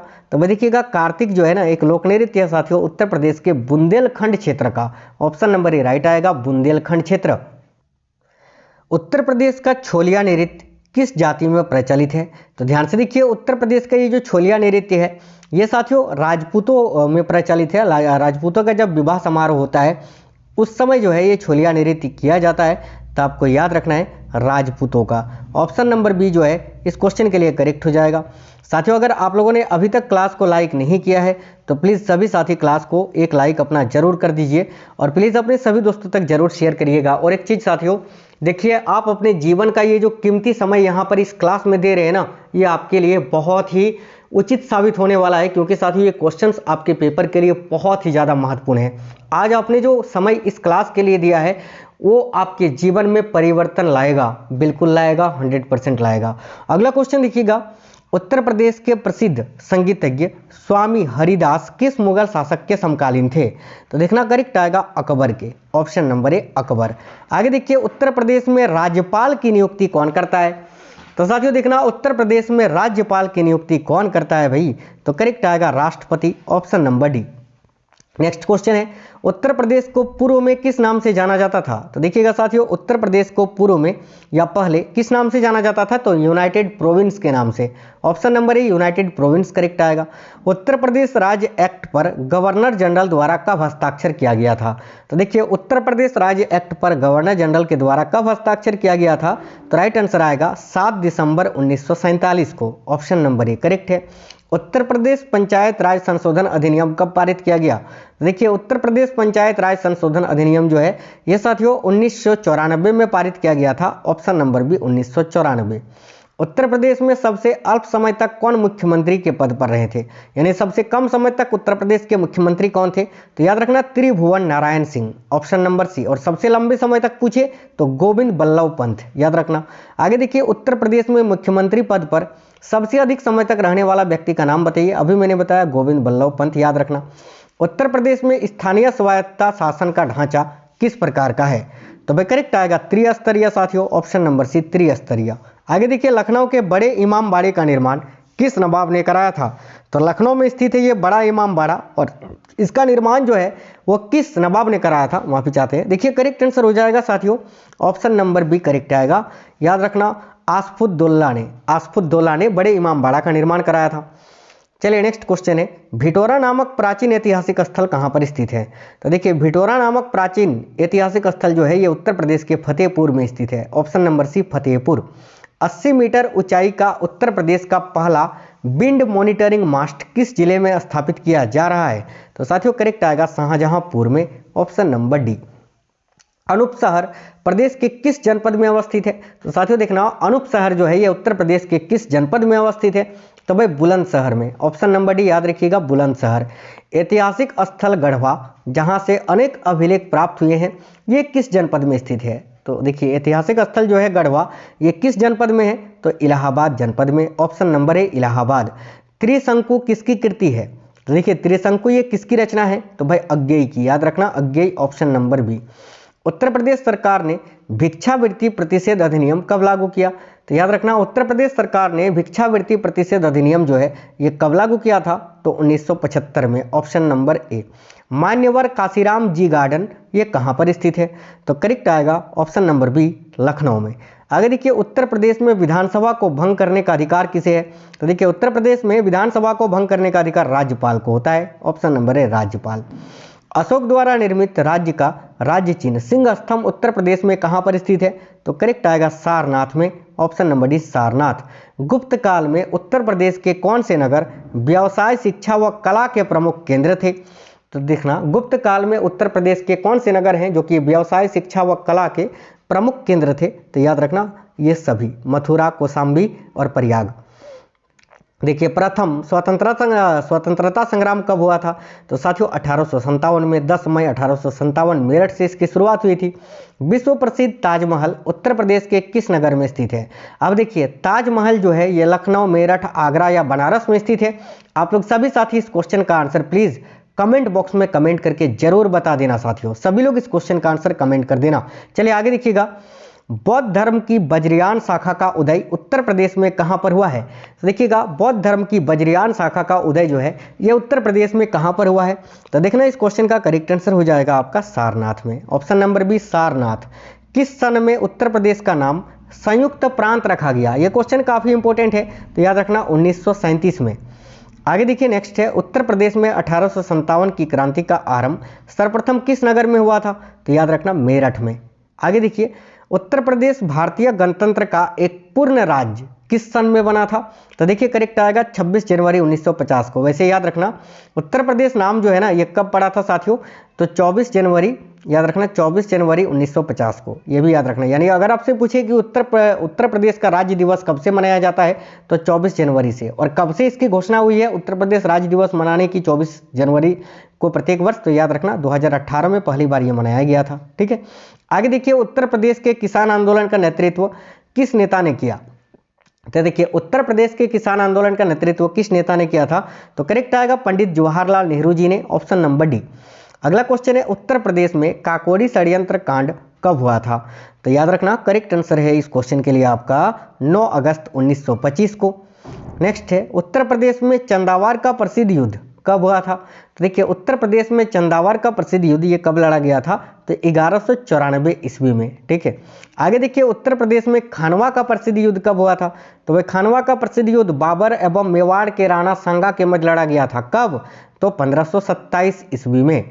आगे देखिए नेक्स्ट है, उत्तर प्रदेश के आगरा नगर पर बाबर ने कब अधिकार कर लिया था, तो देखिए उत्तर प्रदेश का जो आगरा नगर है बाबर ने कब कब्जा कर लिया था इस पर, तो याद रखिएगा 1526 में, जिस वक्त बाबर ने पानीपत की पहली लड़ाई जीती थी। उत्तर प्रदेश में सामूगढ़ का प्रसिद्ध युद्ध कब हुआ था? तो देखिए उत्तर प्रदेश में सामूगढ़ का प्रसिद्ध युद्ध जो है ना साथियों, याद रखना 1658 ईस्वी में हुआ था। Option number C. Uttar Pradesh में प्रसिद्ध बुलंद दरवाजा कहाँ पर स्थित है? तो बुलंद दरवाजा जिसको अकबर ने अपने गुजरात विजय के उपलक्ष्य में बनवाया था, और ये कहाँ पर है? तो फतेहपुर सीकरी में। ऑप्शन नंबर ए। उत्तर प्रदेश में चौखंडी स्तूप कहाँ पर स्थित है? तो देखिए उत्तर प्रदेश में चौखंडी स्तूप जो है ना ये सारनाथ में स्थित है साथियों। Option number D Sarnath. Uttar Pradesh में अयोध्या में स्थित शिलालेख किस काल का है? तो उत्तर प्रदेश में अयोध्या में स्थित जो शिलालेख है, याद रखना ये शुंग काल का है। ऑप्शन नंबर सी शुंग काल। अगला है उत्तर प्रदेश में मुगल कालीन लाल किला कहाँ पर स्थित है? तो उत्तर प्रदेश में मुगल कालीन लाल किला जो है ना ये कहाँ पर है भाई?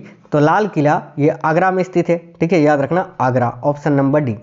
आगे देखिए नेक्स्ट है उत्तर प्रदेश में या उत्तर प्रदेश के मथुरा नगर में किस शासक का स्तंभ लेख स्थित है? तो देखना उत्तर प्रदेश के मथुरा नगर में किस शासक का स्तंभ लेख स्थित है? तो राइट आएगा कनिष्क का, कनिष्क।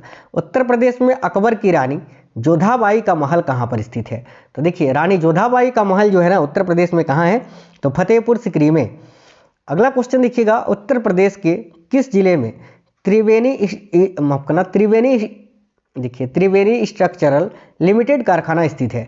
तो उत्तर प्रदेश के किस जिले में त्रिवेणी स्ट्रक्चरल लिमिटेड कारखाना स्थित है? तो याद रखिएगा प्रयागराज में। ऑप्शन नंबर डी प्रयागराज या इलाहाबाद। उत्तर प्रदेश में सीमेंट के कारखाने कहाँ पर है? तो उत्तर प्रदेश में सीमेंट के कारखाने याद रखना ये चुक्र व डल्ला में स्थित है। तो ऑप्शन नंबर डी करेक्ट हो जाएगा। उत्तर प्रदेश में मान्यता प्राप्त स्टॉक एक्सचेंज ये कहाँ पर स्थित है? तो देखिए उत्तर प्रदेश में मान्यता प्राप्त स्टॉक एक्सचेंज जो है ये साथियों कानपुर में स्थित है, कानपुर। देखिए उत्तर प्रदेश कितने संभागों में विभक्त है?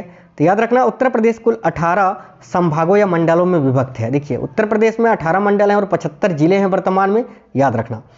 आगे देखिएगा उत्तर प्रदेश की मंत्रिपरिषद किसके प्रति उत्तरदायी होती है?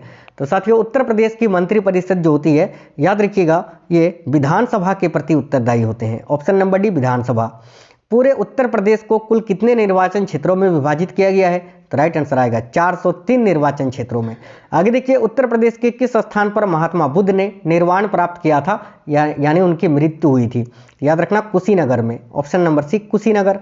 आगे देखिएगा प्रसिद्ध दशावतार मंदिर उत्तर प्रदेश में कहाँ पर स्थित है? तो प्रसिद्ध दशावतार मंदिर जो है ये देवगढ़ में स्थित है। Option number A Deogarh. Uttar Pradesh में सर्वाधिक प्रचलित लोक नृत्य निम्नलिखित में से कौन सा है?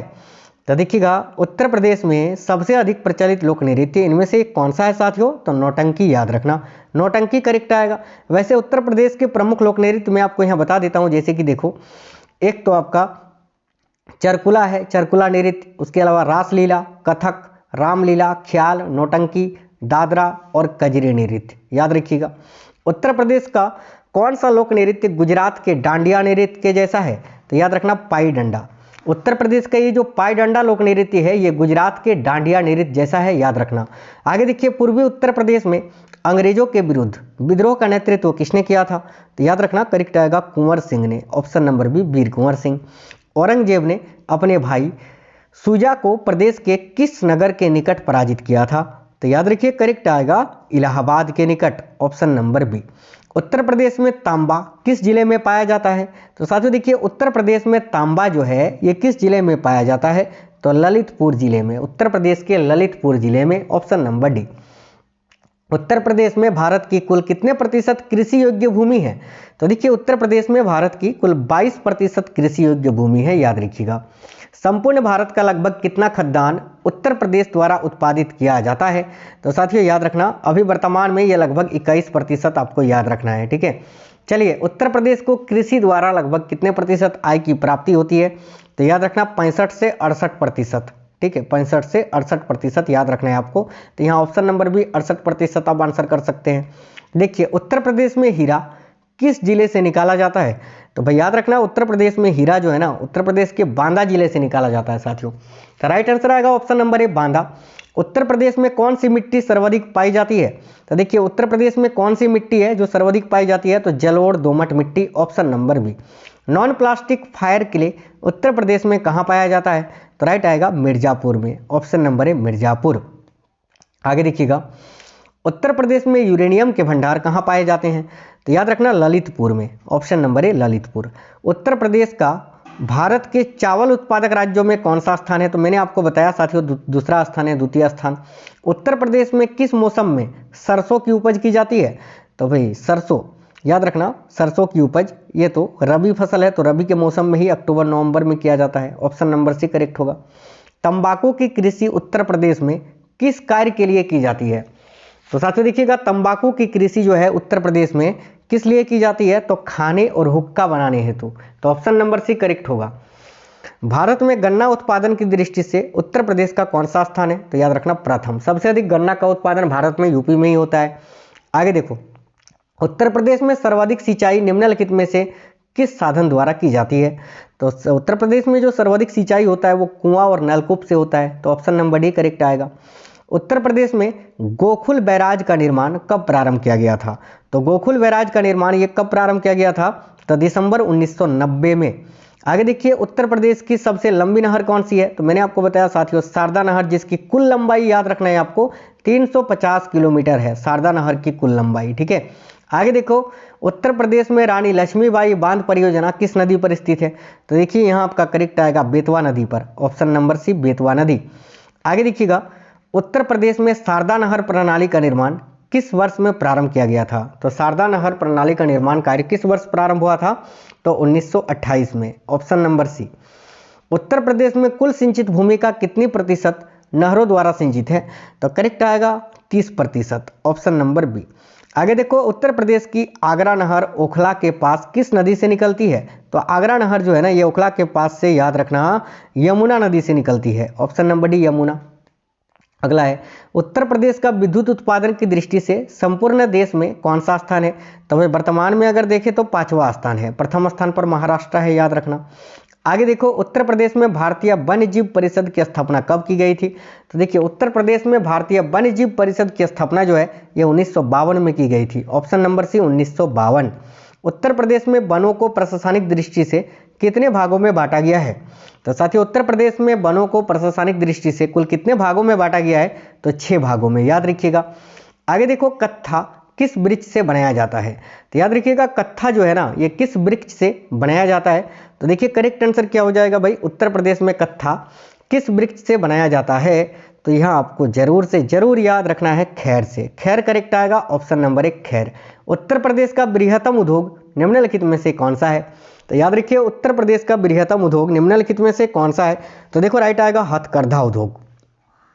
उत्तर प्रदेश के किस स्थान पर गन्ने की खोई से कार्डबोर्ड बनाया जाता है? तो याद रखना, उत्तर प्रदेश का वो कौन सा स्थान है जहां पर गन्ने की खोई से कार्डबोर्ड बनाया जाता है? तो मेरठ से। मेरठ करेक्ट आएगा। Option number C Meerut. आगे देखो, तेल शोधक कारखाना प्रदेश के किस नगर में स्थित है? तो देखिए, तेल शोधक कारखाना उत्तर प्रदेश में कहाँ है? तो मथुरा में। ऑप्शन नंबर है मथुरा। उत्तर प्रदेश का कौन सा नगर ताला उद्योग के लिए प्रसिद्ध है? तो देखिए, उत्तर प्रदेश का कौन सा नगर है जो ताला उद्योग के लिए प्रसिद्ध है? तो याद रखिएगा अलीगढ़। आगे देखिए, उत्तर प्रदेश का कौन सा नगर श्री राम का जन्म स्थल है? तो याद रखिएगा अयोध्या। अयोध्या जो कि सरयू नदी के किनारे पर स्थित है, याद रखना सरयू। और अभी जो है ना साथियों, देखिए 22 जनवरी 2024 को रामलला की नई प्रतिमूर्ति का या राम मंदिर का जो है ना क्या होगा, प्राण प्रतिष्ठा होगा। और अगर आपसे पूछे अयोध्या में स्थित राम मंदिर का भूमि पूजन कब हुआ था? तो 1920 में। किसने किया था? तो प्रधानमंत्री मोदी जी ने। याद रखना है सभी को।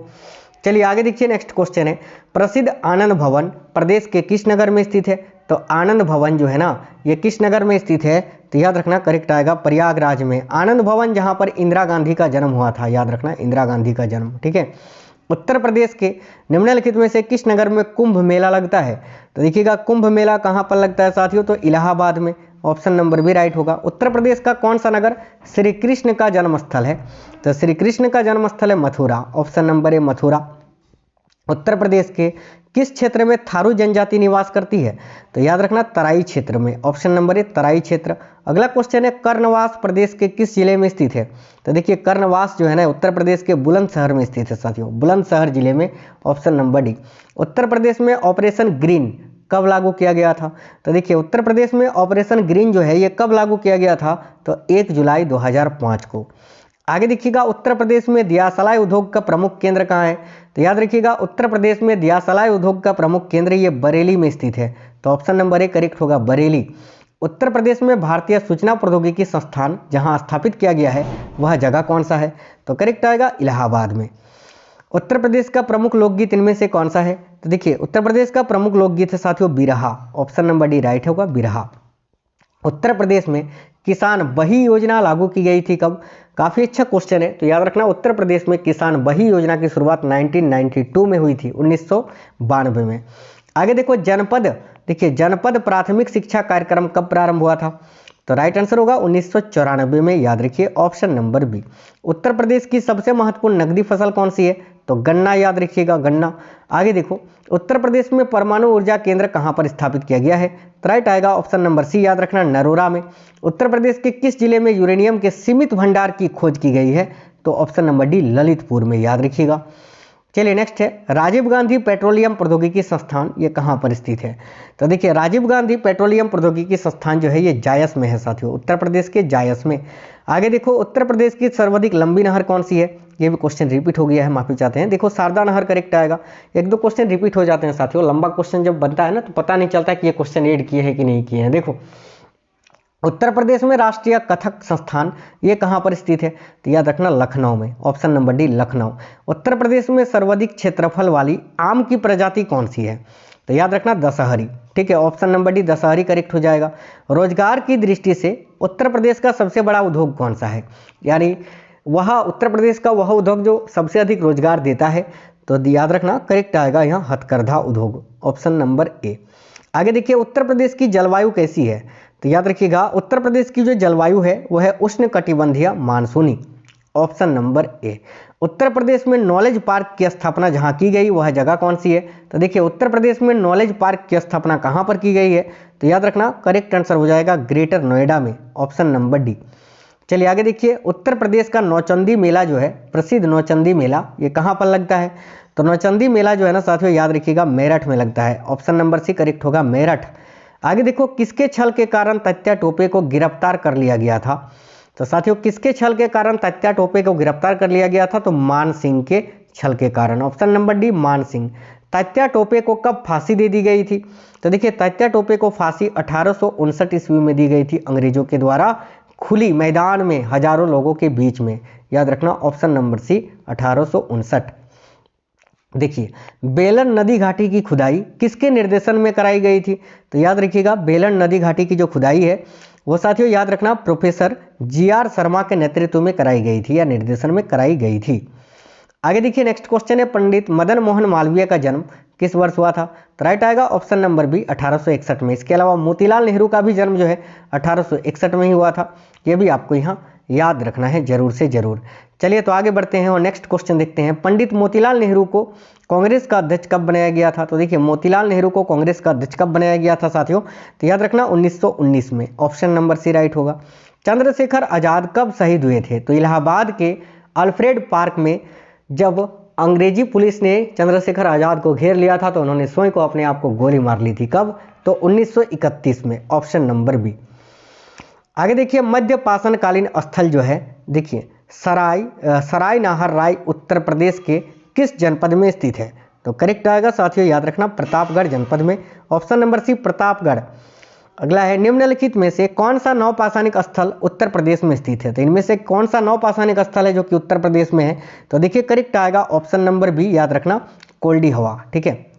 आगे देखिए अजीजन बेगम का जन्म कहाँ हुआ था? तो भाई अजीजन बेगम का जन्म उत्तर प्रदेश के लखनऊ में हुआ था साथियों, याद रखना। आगे देखिए जवाहरलाल नेहरू भारत के प्रधानमंत्री कब बने थे? तो पंडित जवाहरलाल नेहरू भारत के प्रधानमंत्री 1947 में बने थे ना पहली बार। आगे देखिए जवाहरलाल नेहरू को भारतीय राष्ट्रीय कांग्रेस का अध्यक्ष कब बनाया गया था?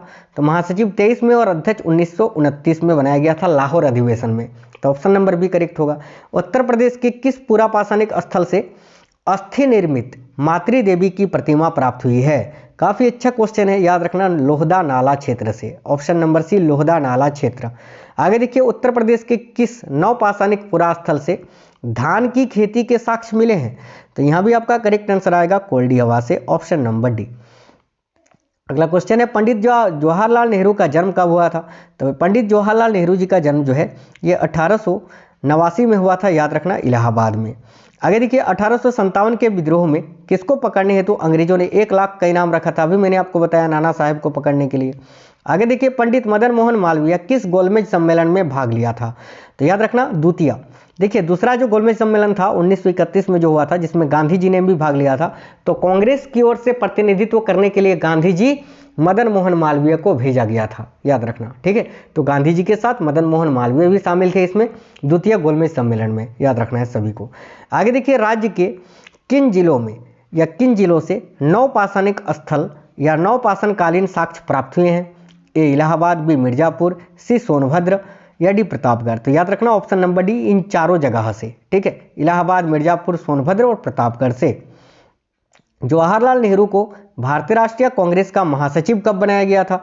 तो याद रखिएगा 1923 ईस्वी में, ऑप्शन नंबर सी। आगे देखिए मल्ल महाजन पद उत्तर प्रदेश के किस जनपद में स्थित है? तो देखिए मल्ल महाजन पद जो है ये उत्तर प्रदेश के किस जनपद में स्थित है? तो याद रखिए काफ़ी अच्छा क्वेश्चन है ये, आपको याद रखना है कुशीनगर में। कुशीनगर करेक्ट आएगा साथियों, यहाँ आपका ऑप्शन नंबर सी करेक्ट है, कुशीनगर आपको याद रखना है। ठीक है, आगे देखिएगा कपिल वस्तु उत्तर प्रदेश के किस जनपद में स्थित है? तो देखिए कपिल वस्तु जो है उत्तर प्रदेश के वर्तमान में किस जनपद में स्थित है? तो यहाँ आपका करेक्ट आंसर क्या हो जाएगा? बहुत ही अच्छा क्वेश्चन है, तो याद रखिएगा कपिल वस्तु जो है ना ये उत्तर प्रदेश के किस जनपद में स्थित है? तो गोरखपुर में, गोरखपुर करेक्ट आएगा साथियों। 16 महाजन पदों में से कितने महाजन पद वर्तमान उत्तर प्रदेश वाले भूभाग में स्थित हैं? तो याद रखना 8, ऑप्शन नंबर सी। आगे देखिए बौद्ध धर्म का पालना किस राज्य को कहा जाता है? साथियों देखिए बौद्ध धर्म का पालना जो है ना ये किस राज्य को कहा जाता है भाई? तो याद रखना उत्तर प्रदेश को, ऑप्शन नंबर सी। आगे देखो ऋषिपतन या मृगदाव का आधुनिक नाम क्या है? यानी इनमें से किसको पहले ऋषिपतन या मृगदाव के नाम से जाना जाता था? तो करेक्ट आंसर आएगा सारनाथ को, option number D Sarnath. Buddha काल में उत्तर प्रदेश में कितने मुख्य गणराज्य थे? तो गौतम बुद्ध के काल में उत्तर प्रदेश में कुल कितने मुख्य गणराज्य हुआ करते थे? तो याद रखिएगा 7, ऑप्शन नंबर बी 7। आगे देखिएगा महावीर स्वामी के समय जैन धर्म का प्रमुख केंद्र कहाँ था? तो महावीर स्वामी के समय जैन धर्म का प्रमुख केंद्र जो है ना याद रखिए वाराणसी में था, option number A Varanasi. Panchal महाजन पद की राजधानी काम्पिल्य का संबंध उत्तर प्रदेश के किस जनपद से है? तो राइट आंसर आएगा फर्रुखाबाद से, ऑप्शन नंबर बी। उत्तर वैदिक कालीन किस मृदभांड के साक्ष्य संपूर्ण उत्तर प्रदेश से प्राप्त हुए हैं? तो याद रखना लाल मृदभांड का साक्ष्य, ऑप्शन नंबर ए लाल मृदभांड, याद रखिएगा। अगला क्वेश्चन है टोपरा जहां से अशोक के अभिलेख प्राप्त हुए हैं वह राज्य के किस जनपद में स्थित है? यानी टोपरा किस जनपद में स्थित है? तो याद रखिए टोपरा जो है ना यह सहारनपुर जनपद में स्थित है साथियों, ऑप्शन नंबर डी। अयोध्या का शिलालेख किस वंश के शासकों ने लिखवाया था? तो देखिए अयोध्या का जो शिलालेख है ये किस वंश के शासकों ने लिखवाया था? तो शुंग वंश के शासकों ने। ठीक है, और शासक का नाम क्या था? तो धनदेव, याद रखिएगा धनदेव ने, धनदेव आपको याद रखना है। ठीक है, चलिए आगे देखिएगा उत्तर प्रदेश के किस जनपद को भारतीय मूर्तिकला की जन्मस्थली माना जाता है? तो देखिए राइट होगा मथुरा जनपद को। आगे देखिए नेक्स्ट है अयोध्या के बाबरी मस्जिद का निर्माण किसने करवाया था? तो वो याद रखना अयोध्या के जो बाबरी मस्जिद है इसका निर्माण मीर बकी ने कराया था साथियों, ऑप्शन नंबर बी मीर बकी ने। आगरा में जहांगीरी महल का निर्माण किसने कराया था? तो देखिए आगरा में जहांगीरी महल का निर्माण जो है ना ये औरंगजेब ने कराया था, ऑप्शन नंबर डी औरंगजेब। माफ करना यार, औरंगजेब कहाँ यार, जहांगीर ने कराया था ना, जहांगीरी महल का निर्माण तो जहांगीर ने ही करवाया था, ऑप्शन नंबर बी करेक्ट होगा जहांगीर, याद रखना है। आगे देखिए बीरबल का, देखिए ध्यान से देखिएगा, एक सेकंड, ये क्वेश्चन है ना आगरा में जहांगीरी महल का निर्माण, मुझे पता था कि इसमें कुछ गड़बड़ हुई है। देखो इस क्वेश्चन में थोड़ा गड़बड़ है। आगरा में जहांगीरी महल का निर्माण जो है ये अकबर ने कराया था साथियों, जहांगीर भी नहीं, औरंगजेब भी नहीं, शाहजहां भी नहीं, अकबर आपको याद रखना है, इसको सुधार लेना। ठीक है, अकबर 100% आपका करेक्ट आंसर होगा, याद रखिएगा। बीरबल का जन्म कहाँ हुआ था साथियों? देखिएगा बीरबल जिसका वास्तविक नाम महेश दास था, और बीरबल का जन्म कहाँ हुआ था ये आपसे पूछा जा रहा है। तो याद रखिएगा बीरबल का जो जन्म है ना देखिए कहाँ पर हुआ था? तो कालपी में, कालपी उत्तर प्रदेश के कालपी में। आगे देखो सरकी साम्राज्य की स्थापना कहाँ पर की गई थी? तो याद रखिएगा सरकी साम्राज्य की स्थापना जौनपुर में की गई थी, ऑप्शन नंबर सी जौनपुर। आगे देखो बदायूं का जामा मस्जिद किसने बनवाया था? तो याद रखिएगा बदायूं का जामा मस्जिद जो है ना इसका निर्माण किसने कराया था? तो भाई इल्तुतमिश ने, option number B Iltutmish. Agra नगर की स्थापना किसने की थी? तो ध्यान से देखिए आगरा नगर की स्थापना सिकंदर लोदी ने की थी 1504 ईस्वी में। आगे देखिए नेक्स्ट है अकबर का मकबरा कहाँ पर स्थित है? तो ध्यान से देखिए अकबर का जो मकबरा है ये कहाँ पर स्थित है? तो सिकंदरा में, आगरा सिकंदरा में। पंचमहल कहाँ पर अवस्थित है? तो भाई पंचमहल जो है ना ये भी फतेहपुर सीकरी में स्थित है, ऑप्शन नंबर ए। आगरा के लाल किले का निर्माण किसने कराया था? तो आगरा में स्थित जो लाल किला है इसका निर्माण किसने कराया था? तो याद रखना करेक्ट आएगा अकबर ने। ठीक है, अकबर ने आगरा में लाल किले का निर्माण कराया था और शाहजहां ने दिल्ली के लाल किले का निर्माण कराया था। ठीक है, शाहजहां ने दिल्ली के लाल किले का निर्माण कराया था, याद रखना। चलिए अगला क्वेश्चन है, धर्मराजी का स्तूप कहाँ स्थित है? तो साथियों देखना धर्मराजी का स्तूप जो है ना ये सारनाथ में स्थित है, ऑप्शन नंबर ए सारनाथ। देखिए नेक्स्ट क्वेश्चन है, स्कंदगुप्त ने उत्तर प्रदेश के किस जनपद में भीतरी अभिलेख लिखवाया था? तो भाई स्कंदगुप्त ने उत्तर प्रदेश के किस जनपद में भीतरी अभिलेख को लिखवाया था? तो देखिएगा यहाँ आपका राइट आंसर होगा गाजीपुर में, option number C Ghazipur. Agra के किले में मोती मस्जिद का निर्माण किसने कराया था? अब देखिए आगरा का जो लाल किला है इसका निर्माण औरंगजेब ने किया था और उसके अंदर मोती मस्जिद का निर्माण किसने किया था? तो देखो राइट आएगा शाहजहां ने, ऑप्शन नंबर डी शाहजहां। आगे देखिए 1857 के विद्रोह का नेतृत्व बरेली में किसने किया था? तो राइट आएगा खान बहादुर खान ने, ऑप्शन नंबर ए। बक्सर का युद्ध किस संधि से समाप्त हुआ था? तो भाई बक्सर का युद्ध हुआ था 1764 में। ठीक है, और ये इलाहाबाद की द्वितीय संधि जो कि हुआ था आपका 16 अगस्त, याद रखना 16 अगस्त 1765 को, यानी एक साल बाद समाप्त हो गया था। तो इलाहाबाद की द्वितीय संधि के बाद ऑप्शन नंबर ए करेक्ट होगा। बक्सर के युद्ध में अवध के किस नवाब ने भाग लिया था? तो याद रखना शुजाउद्दौला ने, ऑप्शन नंबर ए राइट होगा। आगे देखिए स्वतंत्र अवध राज्य की स्थापना किसने की थी? तो भाई याद रखिएगा स्वतंत्र अवध राज्य की स्थापना शहादत खां बुरहान उल मुल्क ने की थी, ऑप्शन नंबर ए राइट होगा। 1857 के विद्रोह का नेतृत्व कानपुर में किसने किया था? तो देखो राइट आएगा तात्या टोपे ने, ऑप्शन नंबर सी। आगे देखिए नेक्स्ट है, उत्तर प्रदेश में भोटिया जनजाति किन क्षेत्रों में निवास करती है? तो भाई देखना उत्तर प्रदेश में भोटिया जनजाति जो है ना साथियों ये किन क्षेत्रों में निवास करती है? तो पर्वतीय क्षेत्रों में, ऑप्शन नंबर बी राइट होगा। निम्न में से कौन सा जोड़ा सुमेलित है, यानी इनमें से कौन सा जोड़ा सही रूप से सुमेलित है? तो देखो उपरोक्त सभी। बिस्सू ये त्योहार है उत्तर प्रदेश का, घुमसू ये नृत्य है, पंचमुत्री ये जौनासारी देवी का एक मंदिर है। तो यहाँ ये सभी जोड़ा सही रूप से सुमेलित है, तो ऑप्शन नंबर डी करेक्ट होगा उपरोक्त सभी। उत्तर प्रदेश में न्यूनतम जनसंख्या वाली जनजाति कौन सी है? तो याद रखना बन रावत, ऑप्शन नंबर सी। और सबसे अधिक जनसंख्या वाली जनजाति थारू है ना, याद रखना। आगे देखिए राम मंदिर की ऊंचाई कितनी होगी?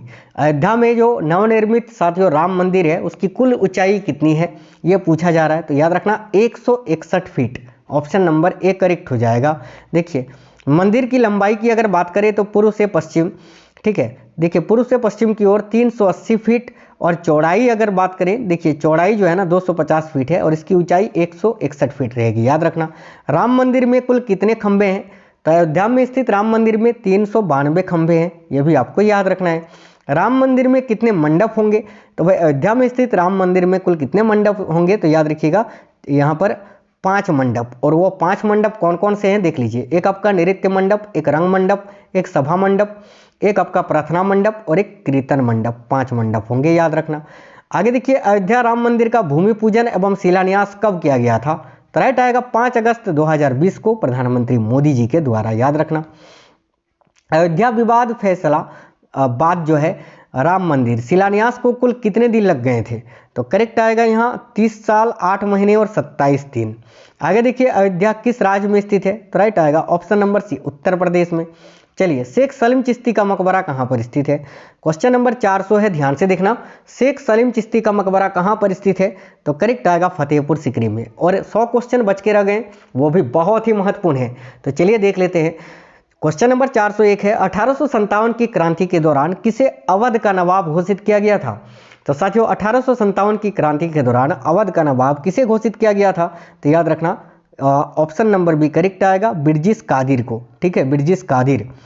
आगे देखिए स्वतंत्र अवध राज्य की स्थापना किसने की थी? तो देखिए स्वतंत्र अवध राज्य की स्थापना मैंने आपको बताया अभी कि शहादत खां बुरहान उल मुल्क ने की थी। आगे देखिए नेक्स्ट है 1858 का महारानी का घोषणा पत्र कहाँ पढ़ा गया था? तो करेक्ट आएगा, याद रखिएगा, इलाहाबाद में। भारत की सामग्री 1858 में रानी विक्टोरिया को बनाया गया था और इनका घोषणा पत्र इलाहाबाद में पढ़ा गया था, याद रखना। बक्सर के युद्ध में अवध के किस नवाब ने भाग लिया था? तो बक्सर के युद्ध में इनमें से शुजाउद्दौला ने भाग लिया था, ये मैंने आपको बताया था अभी। आगे देखिए 1857 की क्रांति के दौरान किसे कानपुर का पेशवा घोषित किया गया था। तो देखिए 1857 की क्रांति के दौरान कानपुर का पेशवा किसको बनाया गया था, तो याद रखिएगा नाना साहब को, ऑप्शन नंबर डी। मुगल राजकुमार खुसरो का मकबरा कहाँ स्थित है, अमीर खुसरो का नहीं पूछा है, मुगल राजकुमार खुसरो, ठीक है। मुगल राजकुमार खुसरो की बात करें ना तो ये जहांगीर, देखिए ये जो है ना जहांगीर यानी सलीम का बड़ा बेटा था, ठीक है। और इसका मकबरा कहाँ पर स्थित है, तो भाई याद रखिएगा इलाहाबाद में स्थित है, ऑप्शन नंबर डी करेक्ट हो जाएगा। देखिए शाहजादा खुसरो मुगल बादशाह जहांगीर यानी सलीम का बड़ा बेटा था, याद रखना। देखिए क्वेश्चन नंबर 407 है, अवध के किस नवाब ने सहायक संधि पर हस्ताक्षर किए थे, तो करेक्ट आएगा शहादत खान है, ऑप्शन नंबर ए शहादत खान। कानपुर में 1857 के विद्रोह का दमन किसने किया था, यानी अंग्रेजी सेना का नेतृत्व किसने किया था कानपुर में 1857 के विद्रोह में, तो राइट आंसर क्या होगा साथियों, याद रखिएगा कैंपबेल ने, ऑप्शन नंबर बी कैंपबेल। आगे देखिएगा 1857 के विद्रोह का नेतृत्व लखनऊ में किसने किया था, तो ऑप्शन नंबर ए बेगम हजरत महल ने, याद रखना। महानायक अमिताभ बच्चन का संबंध उत्तर प्रदेश के किस जनपद से है, तो देखिए राइट आएगा ऑप्शन नंबर ए इलाहाबाद से। कबीरदास की मृत्यु कहाँ हुई थी, तो देखिएगा साथियों कबीरदास की मृत्यु मगहर में हुई थी, उत्तर प्रदेश के मगहर में। आगे देखिए नेक्स्ट है, रामप्रसाद बिस्मिल का जन्म कहाँ हुआ था, तो भाई रामप्रसाद बिस्मिल का जन्म जो है ना ये कहाँ पर हुआ था, तो याद रखिए करेक्ट आंसर हो जाएगा यहाँ आपका शाहजहांपुर में, ऑप्शन नंबर ए। रामप्रसाद बिस्मिल को कहाँ फांसी दे दी गई थी, तो रामप्रसाद बिस्मिल को फांसी गोरखपुर में दी गई थी 1927 में, याद रखिएगा। काकोरी कांड के नायक थे वो, इसीलिए। आगे देखिए इंदिरा गांधी का जन्म कहाँ हुआ था, तो राइट आएगा आनंद भवन में, ऑप्शन नंबर ए।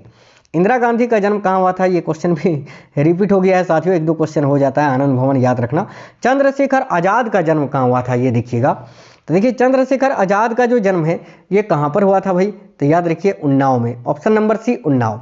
आगे देखिए भारत रत्न उस्ताद बिस्मिल्लाह खां का संबंध किस जनपद से है, तो करेक्ट आएगा वाराणसी से, ऑप्शन नंबर डी। आगे देखिए नेक्स्ट है, हिंदुस्तानी रिपब्लिक एसोसिएशन की स्थापना किसने की थी, तो देखिए हिंदुस्तान रिपब्लिक एसोसिएशन की स्थापना चंद्रशेखर आजाद ने की थी। स्वराज पार्टी का गठन किसने किया था, तो करेक्ट आएगा ऑप्शन नंबर बी चितरंजन दास ने।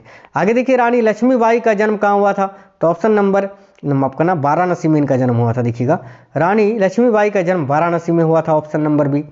आगे देखिए तत्या टोपे का मूल नाम क्या था, तो साथियों देखना तत्या टोपे का मूल नाम था Ramchandra Pandurang, option number C correct आएगा। धोंधू पंत मैंने आपको बताया नाना साहेब का मूल नाम था, महेश दास बिरबल का मूल नाम था, और रामचंद्र पांडुरंग तत्या टोपे का मूल नाम था। राजा टोडरमल ने किस क्षेत्र में ख्याति अर्जित की थी, तो करेक्ट आएगा भू राजस्व के क्षेत्र में, ऑप्शन नंबर सी। रानी लक्ष्मीबाई का विवाह किसके साथ हुआ था, तो देखिए रानी लक्ष्मीबाई का विवाह जो है ये गंगाधर राव के साथ हुआ था, ऑप्शन नंबर सी करेक्ट होगा। नाना साहेब का वास्तविक नाम क्या था, अभी मैंने आपको बताया Dhondhu Pant, option number A. Banaras Hindu विश्वविद्यालय की स्थापना किसने की थी, तो करेक्ट आएगा पंडित मदन मोहन मालवीय जी ने। स्वराज पार्टी का गठन कहाँ पर किया गया था, तो देखिए स्वराज पार्टी का जो गठन है ये इलाहाबाद में किया गया था, ऑप्शन नंबर डी करेक्ट हो जाएगा। मोहम्मदन एंग्लो ओरिएंटल कॉलेज की स्थापना कहाँ की गई थी, तो याद रखिएगा अलीगढ़ में साथियों, अलीगढ़। राजकीय बौद्ध संग्रहालय निम्न में से कहाँ पर अवस्थित है, तो देखिए राजकीय बौद्ध संग्रहालय ये कुशीनगर में स्थित है, ऑप्शन नंबर एक कुशीनगर, याद रखिएगा। कुषाण एवं गुप्त युगीन संस्कृति का एकमात्र राजकीय संग्रहालय कहाँ पर स्थित है, तो देखिए कुषाण एवं गुप्त युगीन संस्कृति का एकमात्र राजकीय संग्रहालय जो है ये आपका मथुरा में स्थित है, ऑप्शन नंबर डी मथुरा। आगे देखिए डॉक्टर भीमराव अंबेडकर संग्रहालय एवं पुस्तकालय ये कहाँ पर स्थित है, तो डॉक्टर भीमराव अंबेडकर संग्रहालय एवं पुस्तकालय जो है ना याद रखिएगा रामपुर में स्थित है ये, ऑप्शन नंबर डी रामपुर। राजकीय जन संग्रहालय कहाँ पर स्थित है, तो ध्यान से देखिए राजकीय जन संग्रहालय जो है ये मथुरा में स्थित है, ऑप्शन नंबर ए मथुरा। अगला क्वेश्चन है स्वतंत्रता संग्राम संग्रहालय कहाँ पर स्थित है, तो मेरठ में, क्योंकि 10 मई मेरठ 1857 से स्वतंत्रता संग्राम की शुरुआत हुई थी, इसीलिए स्वतंत्रता संग्राम संग्रहालय मेरठ में स्थित है, याद रखना। राजकीय पुरातत्व संग्रहालय कहाँ पर स्थित है, तो राजकीय पुरातत्व संग्रहालय ये कन्नौज में स्थित है साथियों, उत्तर प्रदेश के कन्नौज जिले में। अगला क्वेश्चन है जियाउद्दीन बर्नी किस जनपद का निवासी था, तो देखिए जियाउद्दीन बर्नी जो है ना ये बुलंदशहर का निवासी था साथियों, ऑप्शन नंबर बी बुलंदशहर। अमीर खुसरो ने किसके विकास में अग्रणी भूमिका निभाई थी, तो देखिएगा अमीर खुसरो ने किसके विकास में अग्रणी भूमिका निभाई थी, तो करेक्ट आएगा खड़ी बोली के विकास में। आगे देखिए नेक्स्ट क्वेश्चन है लोक कला का संग्रहालय कहाँ है, तो ध्यान से देखिए लोक कला का संग्रहालय ये आपका लखनऊ में स्थित है, ऑप्शन नंबर ए लखनऊ। प्रांतीय हाइजीन इंस्टीट्यूट कहाँ पर स्थित है? तो उत्तर प्रदेश में प्रांतीय हाइजीन इंस्टीट्यूट जो है ये आपका लखनऊ में स्थित है। Option number D Lucknow. हिंदू मुस्लिम एकता का प्रतीक जो है ये सुलह कुल उत्सव उत्तर प्रदेश के किस जनपद में आयोजित किया जाता है? तो यहाँ आपका राइट आंसर होगा आगरा में। Option number D Agra. देखिए क्षेत्रफल की दृष्टि से उत्तर प्रदेश राज्य का सबसे बड़ा जिला कौन सा है? तो याद रखिए क्षेत्रफल की दृष्टि से उत्तर प्रदेश राज्य का सबसे बड़ा जिला आपका लखीमपुर खीरी है। ऑप्शन नंबर डी करेक्ट होगा। तीर्थों का राजा किसे कहा जाता है? तो देखिए तीर्थों का राजा उत्तर प्रदेश के किस स्थान को कहा जाता है? तो याद रखना प्रयागराज को। ऑप्शन नंबर बी करेक्ट आएगा। उत्तर प्रदेश में प्रसिद्ध डोम राजा का महल कहाँ पर स्थित है? तो याद रखना डोम राजा का महल ये वाराणसी में स्थित है। ऑप्शन नंबर सी करेक्ट हो जाएगा। उत्तर प्रदेश की प्रमुख वाणिज्य फसल या नगदी फसल कौन सी है? तो साथियों गन्ना करेक्ट आएगा। ऑप्शन नंबर बी याद रखना है आपको।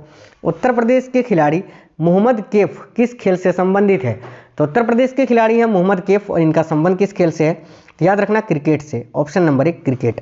आगे देखिए उत्तर प्रदेश में हड़प्पा सभ्यता के उत्खनन में स्थान प्राप्त हुए वो कौन से हैं? यानी उत्तर प्रदेश में हड़प्पा संस्कृति के कौन से स्थान प्राप्त हुए हैं उत्खनन से? तो उपरोक्त सभी देखिए मानपुर, मांडी और भानपुरा।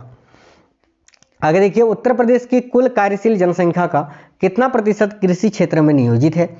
तो याद रखिए उत्तर प्रदेश की कुल कार्यशील जनसंख्या का कितना प्रतिशत कृषि योग्य में नियोजित है? तो याद रखिएगा साथियों यहाँ आपका करेक्ट आएगा 59%। Option number D. Uttar Pradesh राज्य का राजकीय चिन्ह क्या है? तो मछली। याद रखना तीर कमान और मछली। Option number C. Uttar Pradesh राज्य को वैदिक काल में किस नाम से जाना जाता था? तो देखिए उत्तर प्रदेश राज्य को वैदिक काल में किस नाम से जाना जाता था? तो यहाँ आपका करेक्ट आएगा ब्रह्म ऋषि। याद रखिए ब्रह्म ऋषि देश के नाम से। देखिए नेक्स्ट क्वेश्चन है उत्तर प्रदेश का भौगोलिक क्षेत्रफल कितना है? तो याद रखना उत्तर प्रदेश राज्य का भौगोलिक क्षेत्रफल है 2,40,928 वर्ग किलोमीटर। देखिए मुसम्मन छतरी कहाँ पर स्थित है? तो याद रखना मुसम्मन छतरी जो है ये आगरा के लाल किले में स्थित है। राइट आएगा ऑप्शन नंबर बी आगरा के लाल किले में। उत्तर प्रदेश में स्थित मंगलगढ़ दुर्ग यानी हमीरपुर किस काल में बनवाया गया था? तो राइट आएगा ऑप्शन नंबर बी चंदेला काल में। देखिए अवध अंग्रेजों के अधिकार में कब आया था? तो अवध जो है ये अंग्रेजों के अधिकार में कब आया था? तो 6 सितंबर 1857 को। याद रखिएगा सभी साथी। 182 ईसा पूर्व में, ठीक है, देखिए 182 ईसा पूर्व में पूर्व के युद्ध में यूनानी योद्धा मेनांडर ने उत्तर प्रदेश के किस नगर पर कब्जा कर लिया था? तो राइट आंसर होगा साथियों याद रखिए मथुरा पर। Option number D Mathura. Sher Shah के कलिंजर आक्रमण के समय वहां पर शासक कौन था? यानी शेरशाह सूरी ने जिस वक्त कलिंजर पर आक्रमण किया था उस समय वहां का शासक कौन था? तो याद रखना Kirat Singh. Option number B correct होगा। अगला क्वेश्चन है उत्तर प्रदेश के मेरठ नगर में प्रथम स्वतंत्रता संग्राम का प्रारंभ कब हुआ था? तो ये मैंने आपको कई बार बताया साथियों 10 मई 1857। क्वेश्चन बहुत इंपॉर्टेंट है, जरूर आपसे पूछा जाएगा। देखिए लोक नृत्य राहुला का संबंध उत्तर प्रदेश के निम्नलिखित में से किस क्षेत्र से है? तो राहुला लोक नृत्य का संबंध बुंदेलखंड क्षेत्र से है। याद रखना ऑप्शन नंबर है बुंदेलखंड। अर्जुन बांध नहर से उत्तर प्रदेश का लाभान्वित जिला कौन सा है? तो अर्जुन बांध नहर से उत्तर प्रदेश के कौन से जिले को लाभ मिलता है? तो याद रखना हमीरपुर जिले को। Option number C. आगे देखिए उर्दू का प्रथम नाटक इंद्र सभा कब और किसके द्वारा लिखा गया था? तो करेक्ट आएगा मियां अमानत के द्वारा 1835 में। उत्तर प्रदेश प्रकाशन विभाग द्वारा कौन सी मासिक पत्रिका प्रकाशित की जाती है? तो साथियों देखिए उत्तर प्रदेश प्रकाशन विभाग द्वारा कौन सी मासिक पत्रिका है जो कि प्रकाशित की जाती है? तो देखिए उत्तर प्रदेश संदेश, उत्तर प्रदेश मासिक और नया दौर। यानी उपरोक्त सभी ऑल करेक्ट आएगा साथियों। आगे देखिए उत्तर प्रदेश में स्वतंत्र रूप से मत्स्य विभाग की स्थापना किसकी अधीनता में और कब की गई थी? तो याद रखना उत्तर प्रदेश में स्वतंत्र रूप से मत्स्य विभाग की स्थापना जो है ना ये देखिए डॉक्टर बी सुंदरराज के नेतृत्व में या अधीनता में की गई थी 1947 में। और डॉक्टर बी सुंदरराज ये कौन थे? तो मत्स्य विकास अधिकारी थे। याद रखना। लोकसभा की कितनी सीटें उत्तर प्रदेश में हैं? तो राइट आएगा 80 लोकसभा सीटें। ऑप्शन नंबर सी। धुरिया लोक नृत्य ये उत्तर प्रदेश के किस क्षेत्र का है साथियों? तो देखना धुरिया लोक नृत्य जो है ये बुंदेलखंड क्षेत्र का है। ऑप्शन नंबर सी करेक्ट होगा। अगला क्वेश्चन है स्वतंत्र भारत के प्रथम प्रधानमंत्री किस प्रदेश से हैं? तो स्वतंत्र भारत के प्रथम प्रधानमंत्री कौन थे? पंडित जवाहरलाल नेहरू, जो कि कहाँ से थे? इलाहाबाद से, उत्तर प्रदेश। Option number C.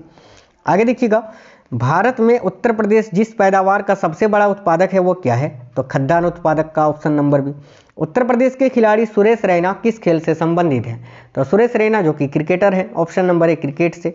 आगे देखिए जन विद्या शोध संस्थान उत्तर प्रदेश के किस नगर में है? तो देखिए जैन विद्या शोध संस्थान जो है ना साथियों, ये उत्तर प्रदेश के लखनऊ में स्थित है। Option number C Lucknow. आगे देखिए केडी सिंह बाबू स्टेडियम उत्तर प्रदेश के किस नगर में स्थित है? तो याद रखना केडी सिंह बाबू स्टेडियम ये लखनऊ में स्थित है। Option number D Lucknow. Varanasi घराने की गायकी का जनक किसे माना जाता है? तो ध्यान दीजिएगा, वाराणसी घराने की गायकी का जनक जो है ये किसको माना जाता है? तो पंडित राम सहाय जी को। ऑप्शन नंबर डी राम सहाय। याद रखना उत्तर प्रदेश की किस जनजाति की उपजातियाँ कठारिया, डिगोरा तथा राणा है? तो उत्तर प्रदेश की जो थारू जनजाति है ना, इन्हीं की उपजातियाँ हैं कठारिया, डिगोरा तथा राणा। थारू जनजाति उत्तर प्रदेश में सबसे अधिक गोरखपुर में स्थित है। याद रखना उत्तर प्रदेश के गोरखपुर जनपद या जिले में। चलिए आगे देखिएगा, उत्तर प्रदेश की कौन सी जनजाति बिजनौर जिले के ग्रामीण क्षेत्रों में निवास करती है? तो भाई बिजनौर जिले के ग्रामीण क्षेत्रों में निवास करने वाली जनजाति है बुक्सा जनजाति। ऑप्शन नंबर ए करेक्ट होगा। खरवार नामक जनजाति उत्तर प्रदेश के किस जिले में निवास करती है? तो देखिए खरवार नामक जनजाति जो है ये मिर्जापुर, उत्तर प्रदेश के मिर्जापुर जिले में निवास करती है। उत्तर प्रदेश की प्रमुख नदी जो है रामगंगा की लंबाई कितनी है? तो देखना उत्तर प्रदेश की प्रमुख नदी रामगंगा, इसकी लंबाई है 600 kilometre. Option number C. Uttar Pradesh में स्थित देखिए टांडादारी झील का निर्माण कैसे हुआ है? तो भाई टांडादारी झील का निर्माण भूकंप की दरार से हुआ है। Option number C right answer होगा। निम्नलिखित में से उत्तर प्रदेश के किस क्षेत्र से तांबा प्राप्त होता है? तो याद रखना उत्तर प्रदेश के किस क्षेत्र से तांबा प्राप्त होता है? तो देखो यहाँ आपका राइट आंसर होगा सोनराई ललितपुर से। ऑप्शन नंबर ए करेक्ट हो जाएगा। उत्तर प्रदेश में सोना किस क्षेत्र से प्राप्त होता है? तो याद रखना उत्तर प्रदेश में सोना जो है ना साथियों शारदा रामगंगा नदियों क्षेत्र से प्राप्त होता है, शारदा रामगंगा नदियों से। आगे देखिएगा, उत्तर प्रदेश में आयोजित कंपिल मेला किस समुदाय से जुड़ा हुआ है? तो उत्तर प्रदेश में जो कंपिल मेला लगता है ये किस समुदाय का है? तो जैन धर्म या जैन समुदाय का। उत्तर प्रदेश के निम्नलिखित जिलों में से कौन सा नेपाल के साथ सीमा साझा नहीं करता है? तो देखिए नेपाल के साथ सीमा साझा नहीं करता है, बलरामपुर करता है, श्रावस्ती भी करता है, लखीमपुर खीरी भी करता है, कुशीनगर नहीं करता है। ऑप्शन नंबर सी करेक्ट होगा कुशीनगर। उत्तर प्रदेश के निम्नलिखित किस ऐतिहासिक मेले में हिंदू और मुसलमान दोनों आते हैं? तो याद रखिए करेक्ट आंसर हो जाएगा नौचंदी मेले में। ऑप्शन नंबर ए।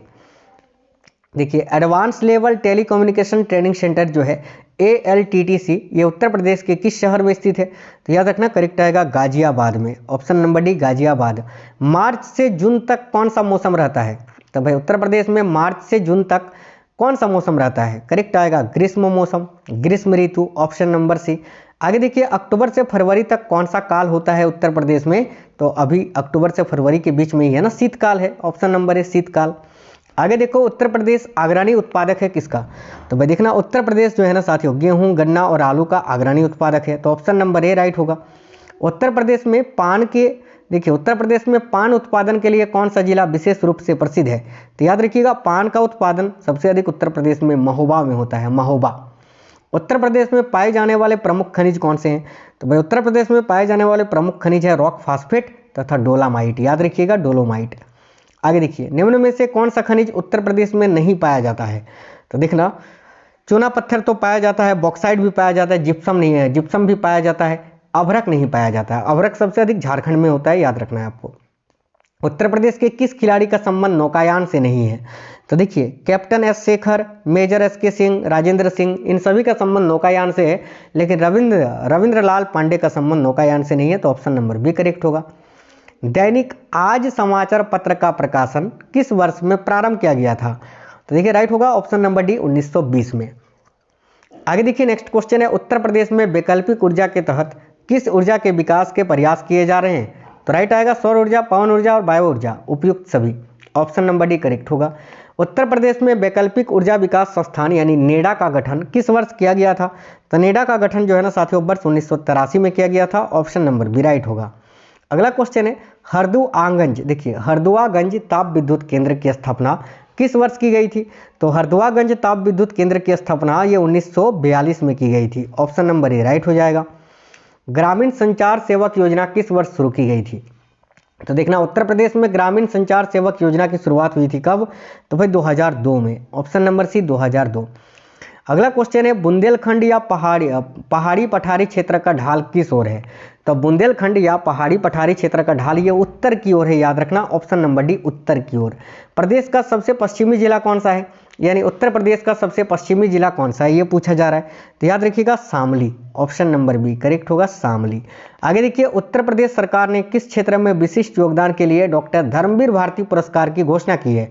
यानी डॉक्टर धर्मवीर भारती पुरस्कार जो है ये उत्तर प्रदेश सरकार द्वारा दिया जाने वाला किस क्षेत्र में दिया जाने वाला एक पुरस्कार है, तो पत्रकारिता के क्षेत्र में, ऑप्शन नंबर बी।